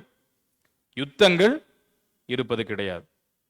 போருக்குரிய உபகரணங்கள் எல்லாவற்றையும் மாற்றிவிட்டு, பட்டயம் இருக்கிறது, அதை கலப்பை கொழுக்களாக, ஈட்டிகள் இருக்கிறது, அரிவாள். மக்கள் யாருக்கும் விரோதமாக இன்னொரு ஜனம் பட்டயத்தை எடுப்பது கிடையாது. இனி அவர்கள் யுத்தத்தை கற்பதும் கிடையாது. சோ போர் எப்படி பண்ணலாம், எப்படி போர் மேற்கொள்ள வேண்டும், சண்டை போடணும் அப்படின்ற ஒரு சிஸ்டமே கிடையாது. யுத்தம் கற்பது கிடையாது. இப்படி எல்லாம் சொல்லிட்டு தான் ஃபைனலா சொல்றாரு, யாக்கோபின் வம்சத்தாரே, இப்பதான் அவங்களை கூப்பிடுறாரு, யாக்கோபின் வம்சத்தாரே, கர்த்தரின் வெளிச்சத்தில் நடப்போம் வாருங்கள். விழித்துக் கொள்ளுங்க, எல்லாரும் போறாங்க, நீங்க எங்கடா இருக்கீங்க அப்படின்ற மாதிரி எஸ்ஐயா பேசுறாரு. எல்லோரும் கடவுளை தொழுது கொள்ள போகிறார்கள், எல்லா ஜாதியாரும் போறாங்க, வாங்க புறப்பட்டு போலாம், யாக்கோபின் கடவுளை வழிபட போலாம் வாங்கன்னு அவங்க போறாங்கடா, நீங்க எங்கடா இருக்கீங்க? உங்களுக்கு தானே, உங்களுக்கான இறைவன் அவர், உங்கள் சொத்து அவர், நீங்க அமைதியா இருக்கீங்க, அங்க பாருங்க எல்லாரும் என்று சொல்லிவிட்டு ஒரு மிகப்பெரிய அமைதியை இறைவன் ஏற்படுத்துவார். யுத்தம் இருக்காது, போர் உபகரணங்கள் இருக்காது, எல்லாம் சாதாரண நாம் பயன்படுத்தக்கூடிய சின்ன சின்ன கருவிகளாக மாறும். ஆகையினாலே யாக்கோபின் வம்சத்தாரே வாருங்கள், கர்த்தரின் வெளிச்சத்தில் நடப்போம், கடவுளுக்கு ஏற்ற வழிகளை நடப்போம், ஆண்டவர் விரும்பும் வாழ்க்கையில நம்முடைய வாழ்க்கையை வாழ்வோம் என்று சொல்கிறார். இதை சார்ந்தே இந்த நாளுக்குரிய நிறுவ பகுதியில பவுல் ரோமருக்கு எழுதின நிருபத்தில் சொல்லுகிறார். 13ஆம் அதிகாரத்தின் 11வது வசனத்திலிருந்து அதனுடைய கடைசி வசனம் வரையிலும் கடைசி காலம் நெருங்கி வந்துவிட்டது. ஆகையினாலே நீங்கள் நித்திரையை விட்டு எழுந்திருக்கணுன்றார். ஸோ தூங்கின்னு இருக்காதீங்க, அப்படியே வந்து பார்த்துக்கலாம், வாழ்க்கை ஒன்றும் இல்லை என்று நீங்கள் விழிப்பில்லாமல் இருக்காதீர்கள். மாறாக நீங்கள் எல்லாரும் எழுந்திருக்க வேண்டிய வேலை ஆயிடுச்சு என்று காலத்தை அறிந்தவர்களா இப்படி நடக்க வேண்டும். தொடர்ந்து சொல்லுகிறார், இரவு கடந்து போகிறது, பகல் சமீபமாயிற்று. ஆகையால் அந்தரங்கத்தின் கிரியைகளை நாம் தள்ளிவிட வேண்டும், வெளிச்சத்தின் ஆயுதங்களை தரித்து கொள்ள வேண்டும். எது அந்தரங்கத்தின் கிரியைகள்? பட்டியல் போடுகின்றார். களியாட்டம், வெறி, வேசித்தனம், காமவிகாரம், சண்டை, பொறாமை உள்ளவர்களாய் நடவாமல் அப்படின்னு சொல்றார். இது எல்லாமே இருளுக்குரியது, அந்தகாரத்திற்குரியது, அந்தரங்கத்திற்குரியது. இதன்படி நீங்கள் நடக்கக்கூடாது. இப்படி நடந்தால் நீங்கள் இன்னும் விழிப்படையவில்லை, ஆயத்தத்தோடு இல்லை என்று அர்த்தம். ஆகையினாலே நீங்க எப்படி இருங்க? நித்திரை அடைந்திருக்காதீர்கள், விழித்தெழுங்கள். நித்திரை அடையருடைய விஷயத்துல அப்படின்னு சொல்லிதான் இதே பவுல் தெசலோனிக்க திருச்சபைக்கு எழுதும்போது சொல்லுவார் இல்லையா? 1 தெசலோனிக்க 4ஆம் அதிகாரத்துல, நித்திரையருடைய விஷயத்துல நீங்கள் அறியாதிருக்க எனக்கு மனமில்லை, நன்னம்பிக்கையற்ற மற்ற மக்களை போல நீங்க தூக்க கூடாது அப்படின்னு சொல்லுவார். ஏன் அல்றீங்க? நம்பிக்கையோடு இருங்க. நித்திரை அடைந்தவர்களை யாருன்னு சொல்றாரு? இறந்தவர்களை பற்றி சொல்லுகிறார். அப்ப இங்கே அதே பவுல் சொல்லுகிற வார்த்தை நித்திரை அடைந்து, அதாவது இறந்து போனவங்க எப்படி இருப்பாங்க? அவங்களுக்கு என்ன எல்லாம் தெரியுமா? அவங்களுக்கு சிந்தனை இருக்கா? அவங்க வந்து ரொம்ப எல்லாம் நம்மை போன்று அவர்கள் இருப்பார்கள்னா கிடையாது. அவங்க லைஃப் முடிஞ்சிச்சு, அவ்வளவுதான். அப்ப அந்த முடிந்த நிலைமையில் என்ன பண்ணக்கூடாது? நீங்க இருக்கக்கூடாது. ஆகையினாலே நித்திரையை விட்டு எழுந்திருங்கள் என்று பவுல் சொல்லிவிட்டு அந்த இருளின் நடக்கிற வாழ்க்கையை லிஸ்ட் போட்டு சொல்றார். களியாட்டம், வேசித்தனம், காமவிகாரம், சண்டை, பொறாமை. சண்டை போறது கூட இருளுக்குரிய காரியம், பொறாமை கூட இருளுக்குரிய காரியம். ஸோ பொறாமைப்படுறது வந்து ஒருத்தரை ஒருத்தர் பார்த்துக்கு என்ன பண்ணுவோம்? சில நேரத்தில் பொறாமை பார்த்துறீங்களா? வைத்தெரிச்சல், வன்கண் கேள்விப்பட்டிருப்பீங்களா? இதெல்லாம் வந்து நமக்குள்ளேயே காமனாக இருக்கும். அவங்கள பாருப்பா அப்படின்னு சொல்லுவாங்க, இவங்கள பாருப்பா. பொறாமைப்படுறது. அதே போன்று சண்டை கட்டுறது. சண்டை போடாத இருக்காங்களா? சண்டை வந்து எங்கே பார்த்தாலும் ஊரில் நடக்கும், குடும்பத்துக்குள்ள நடக்கும், சொந்தக்காரங்களுக்குள்ள அடித்து ஒரு வழி ஆக்குவாங்க. சண்டை வந்து ரொம்ப காமனான விஷயமா மாறிடுச்சு. ஸோ சண்டை, பொறாமை என்கின்ற அந்த சின்ன காரியங்கள் கூட இருளில் நடப்பதற்கு நிகர். இருளில் நடக்கிறது தான். ஆகையினாலே அதை நீங்கள் களைந்து நீங்கள் பகலில் நடக்கிறவர்கள் போல சீராய் நடக்க வேண்டும். துர்இச்சைகளுக்கு இடமாக உங்களுடைய உடலை பேணாமல் கொடுக்காமல் நீங்கள் எல்லாரும் ஆண்டவராக இயேசு கிறிஸ்துவை தரித்து கொள்ளுங்கள். இயேசுவை நீங்க உடுத்தி கொள்ளுங்கள். இயேசுவை உடுத்துறதுனா எப்படி? நம்ம உடுத்தி கொள்ளுதல் அப்படின்னா அணிந்து கொள்ளுதல் இல்லையா? ஒரு ஆடை போன்று அப்படின்னு சொல்ற. ஸோ அப்படி இயேசுவை அணிந்து கொள்ள முடியுமா? ஜீசஸ் அல்லது இயேசுன்னு எழுதிட்டு ஆமா ட்ரெஸ் போடுங்கன்னா அணிஞ்சுக்கிறதா? அப்படி இல்லை. இயேசுவினுடைய பண்புகள், இயேசுவினுடைய குணங்கள் என்ன என்பது நமக்கு தெரியும். ஸோ இயேசுவுக்குரிய காரியங்கள் இப்ப எங்க சொன்ன ஒரு 6 விஷயங்க சொன்னார் பவுல். இதற்கு எதிராக, இதற்கு நேர்மாறாய் அன்பையும் பாசத்தையும் ஐக்கியத்தையும் ஒற்றுமையையும், இதற்கு ஆப்போசிட்டா தான் இயேசு வாழ்க்கையை வாழ்ந்தார். இதுக்கு முன்னாடி இருக்கிற வசனங்கள் நமக்கு இணை வசனங்கள்.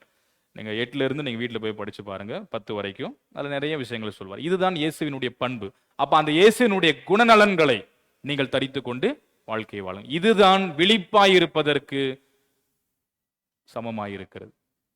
நாம் ஆயத்தத்தோடு இருப்பதற்கு இதுதான் அடையாளங்கள்.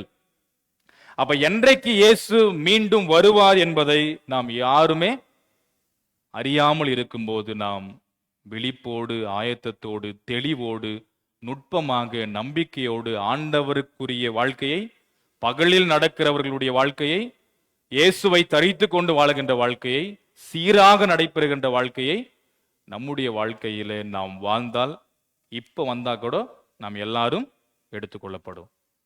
சோ இயேசுவால் எடுத்துக்கொள்ளப்படுவதும் இயேசுவால் கைவிடப்படுவதும் நம்ம எல்லாருடைய வாழ்க்கையில நம்ம கிட்ட தான் இருக்கு. ஆகையினாலே உங்களிட வசமே அதை நான் விடுகிறேன். எடுத்துக்கொள்ளப்படுவதும் கைவிடப்படுவதனுடைய வாழ்க்கையை நீங்கள் புரிந்து அதற்கு ஏற்றாற்போல் வாழுங்கள். ஆண்டவர் நம்மை ஆசீர்வதிப்பாராக. ஆமென்.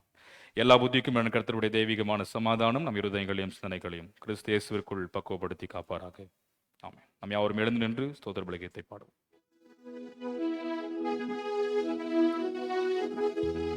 கடவுளே சுத்த இருதயத்தை என்னிலே சீரோஸ்தியும்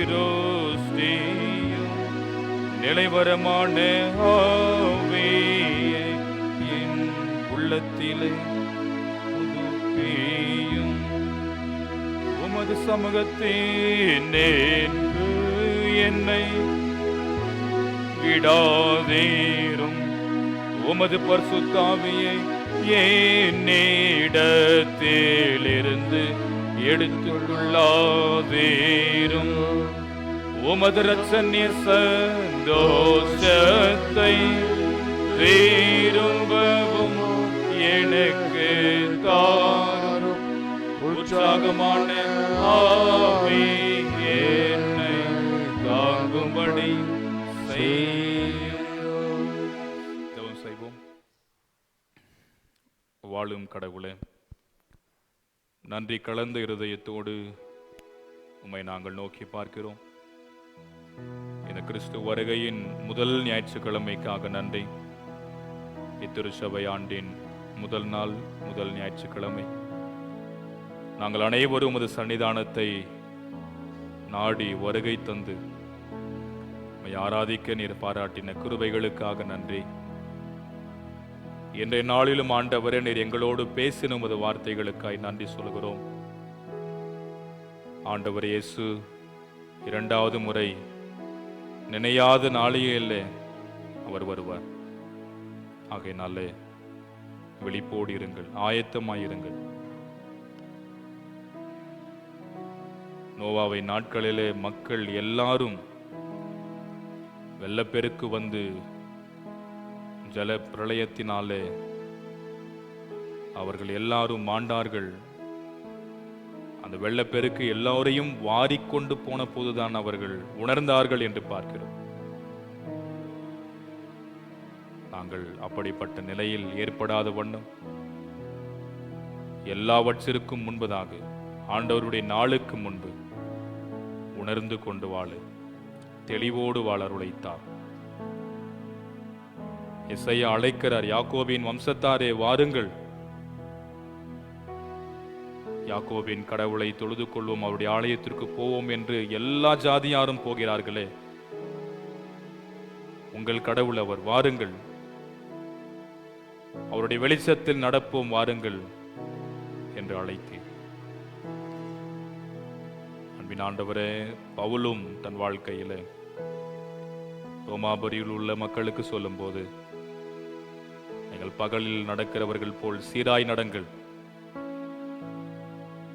அந்தகாரத்தின் அந்தரங்கத்தின் கிரியைகளை எல்லாவற்றையும் விட்டுவிடுங்கள், இருளுக்குரிய காரியங்களை விட்டுவிடுங்கள், மாறாக வெளிச்சத்திலே நடக்கக்கூடிய காரியங்களை, வெளிச்சத்திற்குரிய காரியங்களை, ஆண்டவருக்குரிய காரியங்களை நீங்கள் தரித்துக் கொண்டு, இயேசுவை தரித்துக் கொண்டு அவர் பாதையிலே நடக்கிறவர்களாய் நீங்கள் இருந்தீர்கள் என்றால் நீங்கள் தான் ஆயத்தம் உள்ளவர்கள், நீங்கள் தான் விழிப்பாக இருக்கிறவர்கள். அப்படி இருந்தால் நிச்சயம் ஆண்டவர் மீண்டும் வரும்போது ஒருவர் எடுத்துக்கொள்ளப்படுவார், இன்னொருவர் கைவிடப்படுவார்.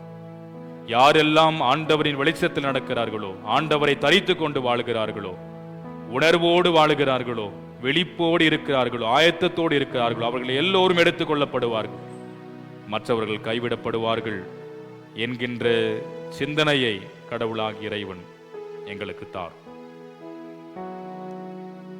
இந்த வார்த்தைகளினாலே கடவுள் எங்கள் அனைவரையும் நீர் ஆசீர்வதியும். மிக சிறப்பாக இவ்வேளையிலும் எங்களுடைய தூய ஜேம்ஸ் லூதரன் நூற்றாண்டு திருச்சபைக்காக நன்றி. எங்கள் திருச்சபையை உமது கரத்தில் நாங்கள் ஒப்புக் கொடுக்கிறோம். சபையின் பொறுப்பாளர்கள், துணை பொறுப்பாளர்கள், மூப்பன்மார்கள், ஆலோசகர்கள், மாதர்கள், வாலிப சகோதர சகோதரிகள், முன்னாள் பொறுப்பாளர்கள், சிறு பிள்ளைகள், பெரியவர்கள், வயதான மக்கள், அனைத்து விசுவாச குடும்பங்கள், கோயில் பிள்ளை யாவரையும் ஆசீர்வதியும். நன்மை நாளை கிருபை நாளை முடிச்சூட்டி காத்துக்கொள்ளும். வழிபாட்டிலே பங்கெடுத்திருக்கிற, உம்மை தொழுது கொண்டிருக்கிற ஒவ்வொரு மக்களையும் கர்த்தர் நீர் ஆசீர்வதியும்.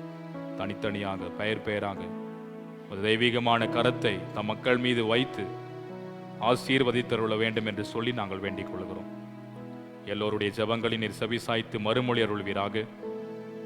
இவ்வழிபாட்டை தவறவிட்ட மக்களும் வரக்கூடிய நாட்களை தவறாமல் பங்கெடுக்கவும், தொழுது கொள்ளவும், நீர் தருகிற ஆசீர்வாதங்களை பெற்றுக்கொள்ள துணை புரிய வேண்டும் என்று சொல்லி நாங்கள் வேண்டிக் கொள்கிறோம். அல்ல ஆண்டவரே, இவ்வளையிலும் கூட இந்த வழிபாட்டிற்கென்று உமது ஆலயத்தையும் இந்த திருப்பீடத்தையும் ஆயத்தம் செய்த யாவரையும், ஆண்டவரே, வண்ண பூக்களினாலே அலங்கரித்தவர்களையும், இன்னும் ஆண்டவரே, இந்த வருகை நாட்களுக்காக இந்த மெழுகுவத்தி, இந்த கிறிஸ்துமஸ் மரம் போன்ற அநேக காரியங்களை மேற்கொண்டு அன்பு வாலிபர்களை கர்த்தர் நீர் ஆசீர்வதிப்பீராக. இசைக்கருவிகளின் ஊடாகும் இந்த நாமத்தை உயர்த்தி கொண்டிருக்கிறவர்களை ஆசீர்வதியும். நேரலையில அநேக மக்கள் இதில் பங்கெடுத்து தொழுது கொள்வதற்கான ஏற்பாடுகளை செய்து கொண்டிருக்கிற அன்பு வாலிப பிள்ளைகளை கர்த்தராக இறைவன் நீர் ஆசீர்வதிப்பீராக. நல்ல ஆண்டவரே, பாடல்களை பாடி உமது நாமத்தை உயர்த்தினவர்களையும் திருவசனத்தை நடத்தி கொடுத்தவரையும் நீர் ஆசீர்வதித்தருள வேண்டும் என்று சொல்லி நாங்கள் வேண்டிக் கொள்கிறோம். நல்ல ஆண்டவரே, இரக்கமுள்ள பிதாவே, இந்த வாரத்தில் நடைபெற போகின்ற திருச்சபைக்குரிய அனைத்து ஊழியங்களையும் எங்களுக்கு ஆசீர்வாதமாக மாற்றிக்கொடும். இந்த மாதத்தின் இறுதி நாளில் நாங்கள் நிற்கிறோம். மாதம் முழுமையாக கடவுள் எங்களை காத்தீர், உமக்கு நன்றி. நாளை தினத்தில் இவ்வாண்டினுடைய இறுதி மாதத்தை நாங்கள் காணப்போகிறோம். மகிழ்வான மாதம் ஆண்டவரே. அந்த முதல் நாளிலிருந்து நாங்கள் இன்னும் சிறப்போடு ஆண்டவரே உடைய கிறிஸ்துமஸ் பெருவிழாவுக்காகவும் இயேசுவின் வருகைக்காகவும் எங்களை நாங்கள் தயார்படுத்தி கொண்டு மகிழ்ச்சியோடு ஆண்டவரே ஒவ்வொரு நாளும் நாங்கள் வாழ பஜனைகளின் ஊடாக உமது குடும்பத்தின் மக்களை சந்திக்க நீர் எங்களுக்கு அருள் புரிய வேண்டும் என்று வேண்டிக் கொள்கிறோம். எல்லோரும் இதிலே பங்கெடுக்கவும், எல்லோருக்குரிய கடமைகளை பொறுப்புகளை உணர்ந்து கொண்டு ஆண்டவருக்காக ஆண்டவரே தங்களுடைய நேரங்களை ஒதுக்கி இந்த ஊழியத்தில் தங்களை இணைத்துக் கொள்ள நீர் துணை புரிய வேண்டும் என்று சொல்லி நாங்கள் தாழ்மையோடு வேண்டிக் கொள்கிறோம். நல்ல ஆண்டவரே, இவ்வளையிலும் எங்களுடைய தேசத்திற்காக ஜெபிக்கிறோம். எல்லா தேசங்களையும், எங்களுடைய இந்திய தேசத்தை கர்த்தர் ஆசீர்வதியும். எங்களுடைய தமிழ்நாடு, என்னுடைய திருப்பத்தூர் மாவட்டம், செங்கல்பட்டு ஊராட்சி இருக்கிற ஆட்சியாளர்கள், தலைவர்கள், மக்களையும், ஊராட்சி தலைவரை துணைவரையும் மக்களை அறைகளில் பள்ளிக்கூடம் மருத்துவம் கற்ற ஆசீர்வதியும். எல்லா மிக சிறப்பாக என்னுடைய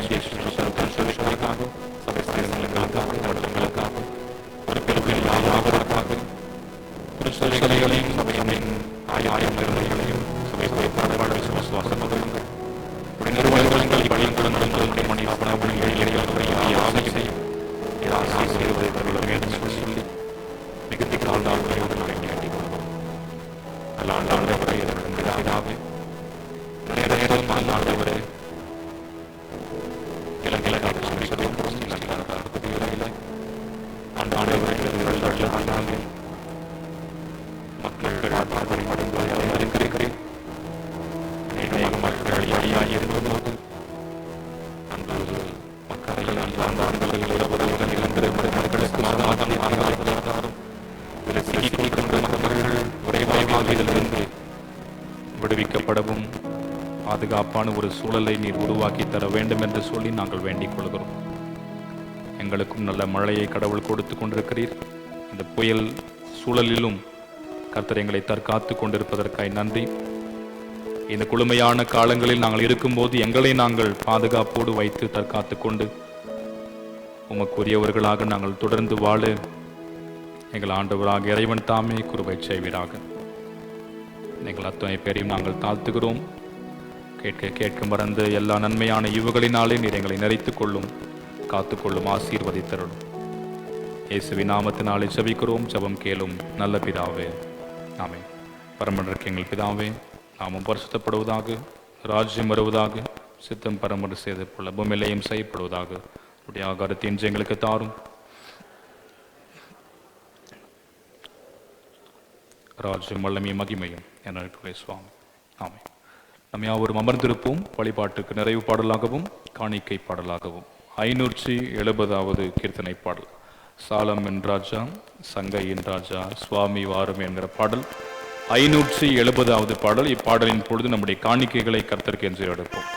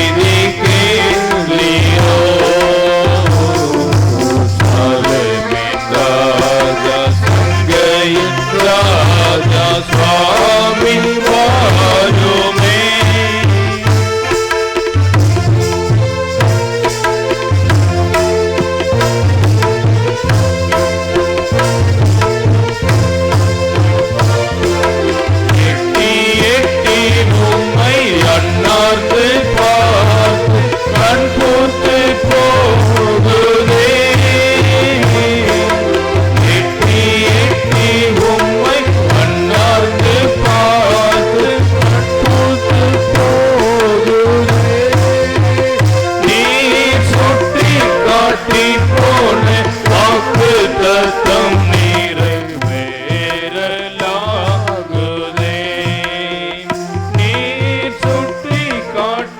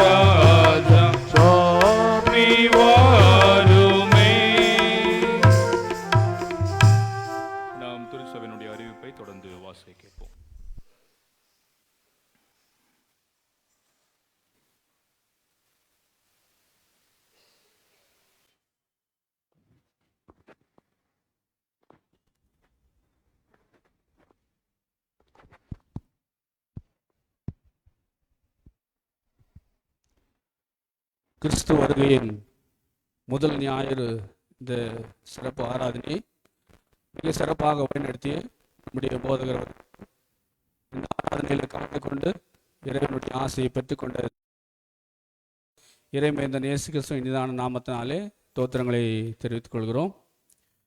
திருச்சபையாருக்கு ஒரு மகிழ்ச்சியான செய்தி. நம்முடைய ஐஎல்சியின் ஆம்பூர் சபை சங்கத்தின் இளைஞர் துறையின் சார்பாக இளைஞர் துறை மேம்படுத்துனராக திருச்சபையின் ஆயர் அவர்கள் தேர்ந்தெடுக்கப்பட்டுள்ளார் என்பதை மிக்க மகிழ்ச்சியுடன் தெரிவித்துக் கொள்கிறோம். ஆயர் அவர்கள் ஏற்கனவே கடந்த 3 வருடமாக இந்த ஊழியத்தினை சிறப்பாக செய்து வருகிறார் என்பதும் மிக்க மகிழ்ச்சியான விஷயம். அவருக்கு நம்முடைய திருச்சபையின் சார்பாக நன்றியும் தோத்திரங்களையும் தெரிவித்துக் கொள்கிறோம். அவருக்கு நம்முடைய திருச்சபையினுடைய தலைவர் தானியல் ஆசிரியர் அவர்கள் மரியாதை செய்யும்படி உங்களை அன்பாய் அழைக்கிறோம்.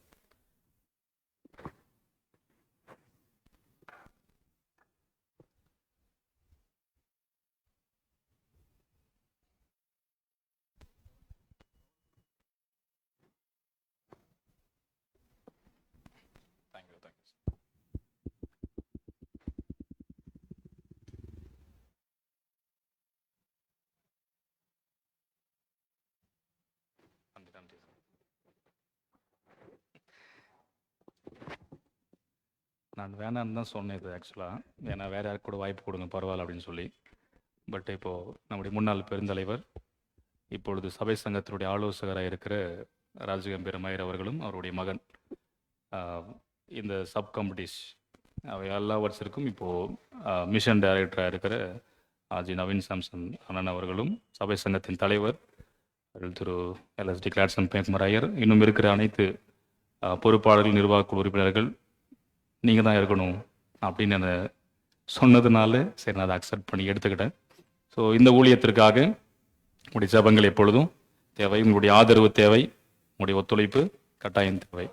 ஏன்னா திருச்சபையினுடைய சப்போர்ட் எப்பயுமே ரொம்ப முக்கியமானது. ஆகையினால இந்த திருப்பணிக்காக உங்களுடைய ஜபங்களையும் உங்களுடைய ஆதரவையும் நீங்கள் வழங்கும்படி உங்களை அன்போடு நான் தெரிவித்துக் கொள்கிறேன். ஸோ மிக்க நன்றி. தேங்க்யூ. தொடர்ந்து மென்மேலும் எல்லாம் வல்ல இறைவனிடம் நாம் அனைவரும் வேண்டிக் கொள்வோம் என்பதை தெரிவித்துக் கொள்கிறோம். திருச்சபையினுடைய அறிவிப்புகள். இன்று வேத வாசிப்பு அளித்து கொடுத்த திருச்சபை குடும்பத்தாருக்கு திருச்சபையின் சார்பாக தோத்திரங்களை தெரிவித்துக் கொள்கிறோம். அடுத்த வாரம் வேத வாசிப்பு வாசிக்க வேண்டிய குடும்பம் திரு ரவிக்குமார் தமையந்தி தலைமை ஆசிரியர் குடும்பம் என்பதை திருச்சபைக்கு அன்பாய் தெரிவித்துக் கொள்கிறோம். இன்று மாலை 4 மணிக்கு சிறுவர் பள்ளி நடைபெறும்.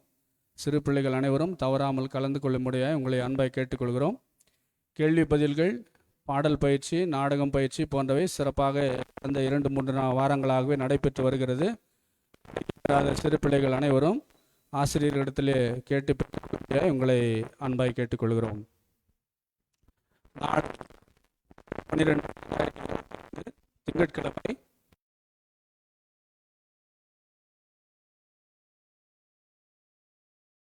காலை 6:30 மணிக்கு திருவிருந்து ஆராதனையாக அனுசரிக்கப்படும்.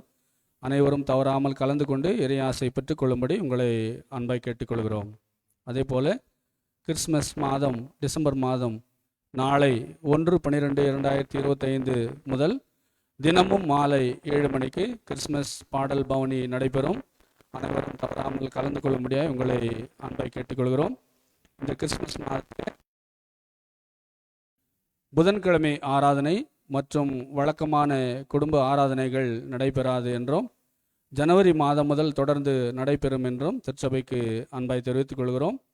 குடும்பங்களிலே ஏதேனும் விசேஷ குடும்ப ஆராதனைகள் இருந்தால் முன்பதாக பொறுப்பாளரிடத்திலே தெரிவிக்கும்படியாக உங்களை அன்பாய் கேட்டுக்கொள்கிறோம். திருச்சபைக்கு ஒரு அன்பான வேண்டுகோள், ஏல காணிக்கைகள் எடுத்தவர்கள் சீக்கிரத்திலே கொடுத்தால் உங்களுக்கான பரிசு காத்திருக்கிறது என்பதை திருச்சபைக்கு அன்பாய் தெரிவித்துக் கொள்கிறோம். அதே போல் ஆம்பூர் சபை சங்கத்தின் இளைஞர் துறையின் சார்பாக ஏற்கனவே கடந்த வருடங்களில் நடைபெற்று வருகிறது. கிறிஸ்மஸ் பாடல் குழு போட்டியானது நடைபெற்று வருகிறது. அதே போல் இந்த ஆண்டும் நம்முடைய ஆயர் இளைஞர் துறையின் மேம்படுத்தினர் தலைமையிலே நடைபெற இருக்கிறது. வருகின்ற 20/11/2025 சனிக்கிழமை மாலை 3 மணி முதல் இரவு 7:30 மணி வரை நடைபெற இருக்கிறது. அதற்குண்டான இடம் பாரிஸால் இமானுவேல் லுத்திரன் நூற்றாண்டு திருச்சபை வளாகம், ஆம்பூர். இதற்குண்டான நுழைவு கட்டணம் ரூபாய் 1000 செலுத்தி பதிவு செய்து கொள்ள வேண்டும். அதற்குண்டான கடைசி நாள் 14/11/2025 அன்று கடைசி தேதி. அதற்குள்ளாக நம்முடைய திருச்சபையினுடைய பெயர்களை பதிவு செய்து கொள்ள வேண்டும். இதற்குண்டான முதல் பரிசு ரூபாய் 15,000 பணமும் மற்றும் சுழல் கோப்பை ஒன்றும் வழங்கப்படுகிறது. இரண்டாவது பரிசாக 10,000 பணமும் மற்றும் சுழல் கோப்பை ஒன்றும் கொடுக்கப்படுகிறது. அதே போல மூன்றாம் பரிசு ரூபாய் 7,000 மற்றும் சுழல் கோப்பை வழங்கப்படுகிறது. இதற்குண்டான குறிப்பு, பாடல் குழுவாகவும் அதாவது சீருடையாகவும் யூனிஃபார்முடன் கலந்து கொண்டால் அதற்குண்டான கூடுதல் சிறப்பு மதிப்பெண்கள் உள்ளது என்பது குறிப்பிடத்தக்கது. இது பற்றின விவரத்தை போதகர் அவர்கள் விரிவாக நமக்கு எடுத்துரைப்பார்கள் தெரிவித்துக் கொள்கிறேன். திருச்சபையினுடைய ஆலோசனை கூட்டம் வருகின்ற ஞாயிற்றுக்கிழமை 7/12/2025 அன்று ஆராதனை முடிவிற்கு பிறகு கிறிஸ்மஸ் மற்றும் புத்தாண்டு பண்டிகை குறித்ததான ஆலோசனை சபை கூட்டம் நடைபெறும். இது திருச்சபைக்கு முதல் அறிவிப்பாக அறிவிக்கப்படுகிறது. இன்று மாத காணிக்கை கொடுத்தவர்கள் விவரம்: திரு ஸ்டாலின் ரூபி அவர்கள் ரூபாய் 200, திரு சாம்சன் மெர்சிகல் அவர்கள் ரூபாய் 250, திருமதி செல்வராணி அம்மாள் அவர்கள் ரூபாய் 300 கொடுத்துள்ளார்கள். தோத்திர காணிக்கை கொடுத்த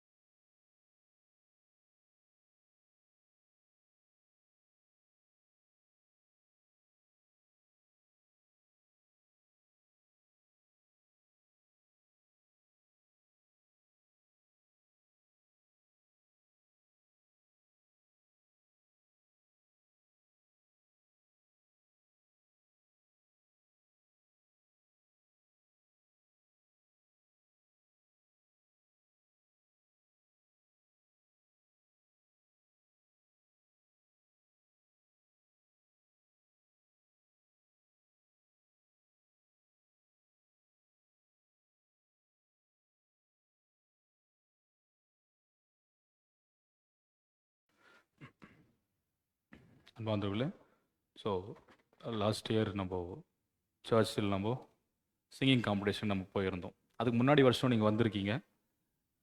கடந்த 2 ஆண்டுகளாக இந்த பாடல் போட்டியில் நம்முடைய திருச்சபையினுடைய பங்களிப்பு அதில் இருந்தது. ரொம்ப மகிழ்ச்சி. ஏன்னா போன வருஷம் நம்ம ஒரு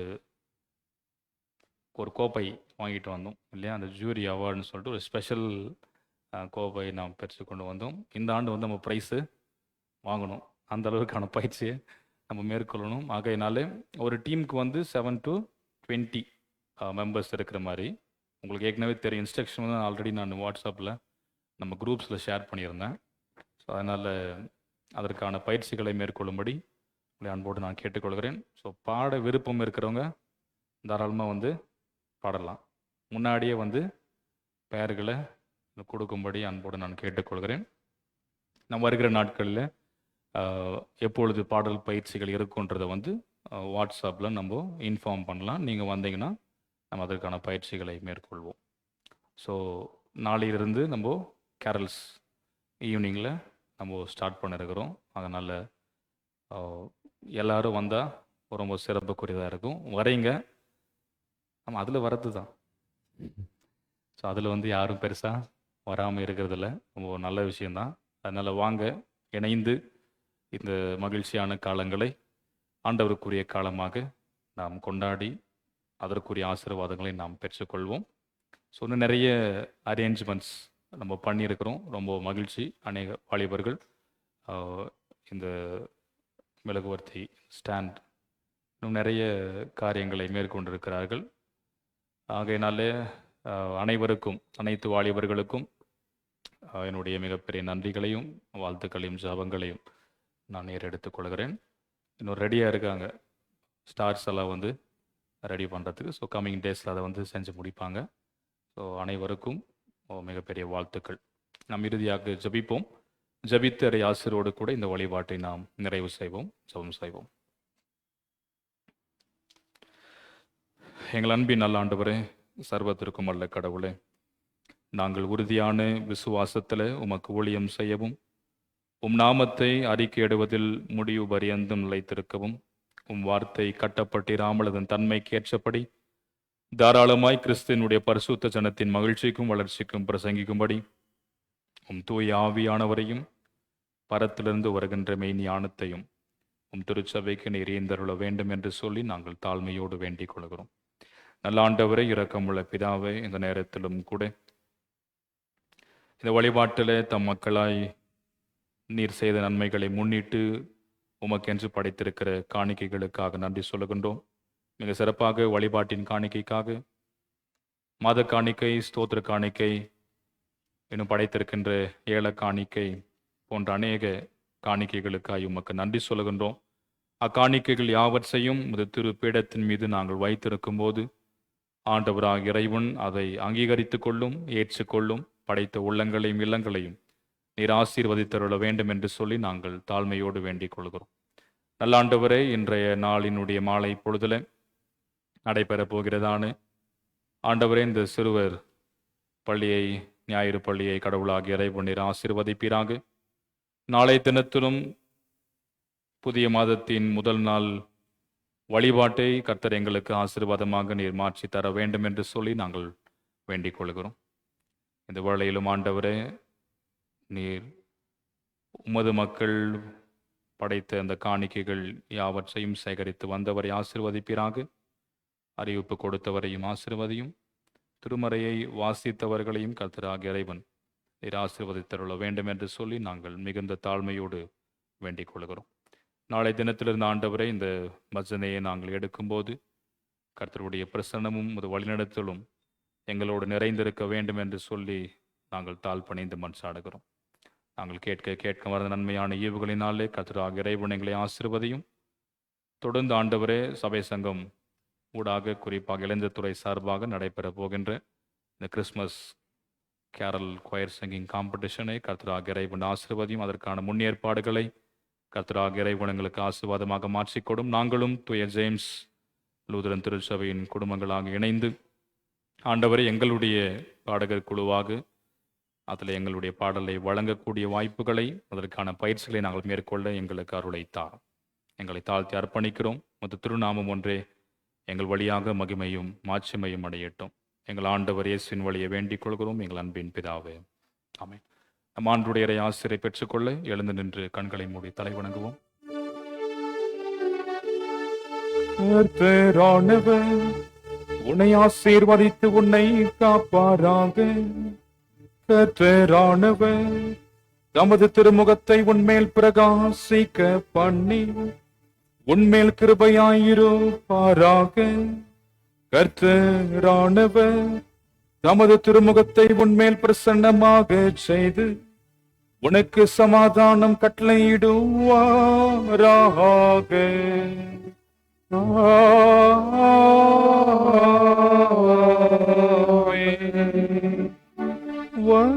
வரவேணும் எனதரசே, வரவேன் இஸ்ரவேல் சிரசே.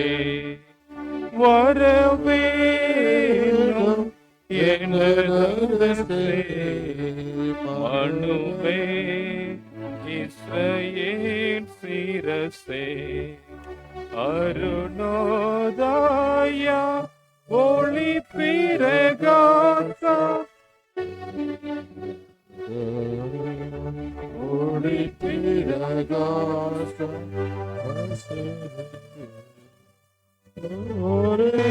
சருவேசா வரவேணும் எனதரசே, மனுவே இஸ்ரவேல் சிரசே. என் ஆத்துமாவே கர்த்தரை ஸ்தோத்திரி, என் முழுமை பரிசுத்தம் ஸ்தோத்திரி. என் ஆத்துமாவே கர்த்தரை ஸ்தோத்திரி, சகல உபகாரங்களை மறவாது. ஆமென். நம்முடைய வாழ்க்கையில இந்த கிறிஸ்தவ வாழ்வை ஆண்டவருடைய இரண்டாவது வருகைக்கென்று ஆயத்தத்தோடு வெளிப்பாய் இருக்கக்கூடியவர்களாய் வாழ ஆண்டவருடைய வெளிச்சத்திலும் இயேசுவை தரித்துக் கொள்ளுகின்ற வாழ்வை வாழ சமுதாயத்திற்குள் பயணப்படுவோம். ஆண்டவர் நம்மை தொடர்ந்து வழிநடத்தி ஆசீர்வதித்து காத்துக்கொள்வாராக. நாமே.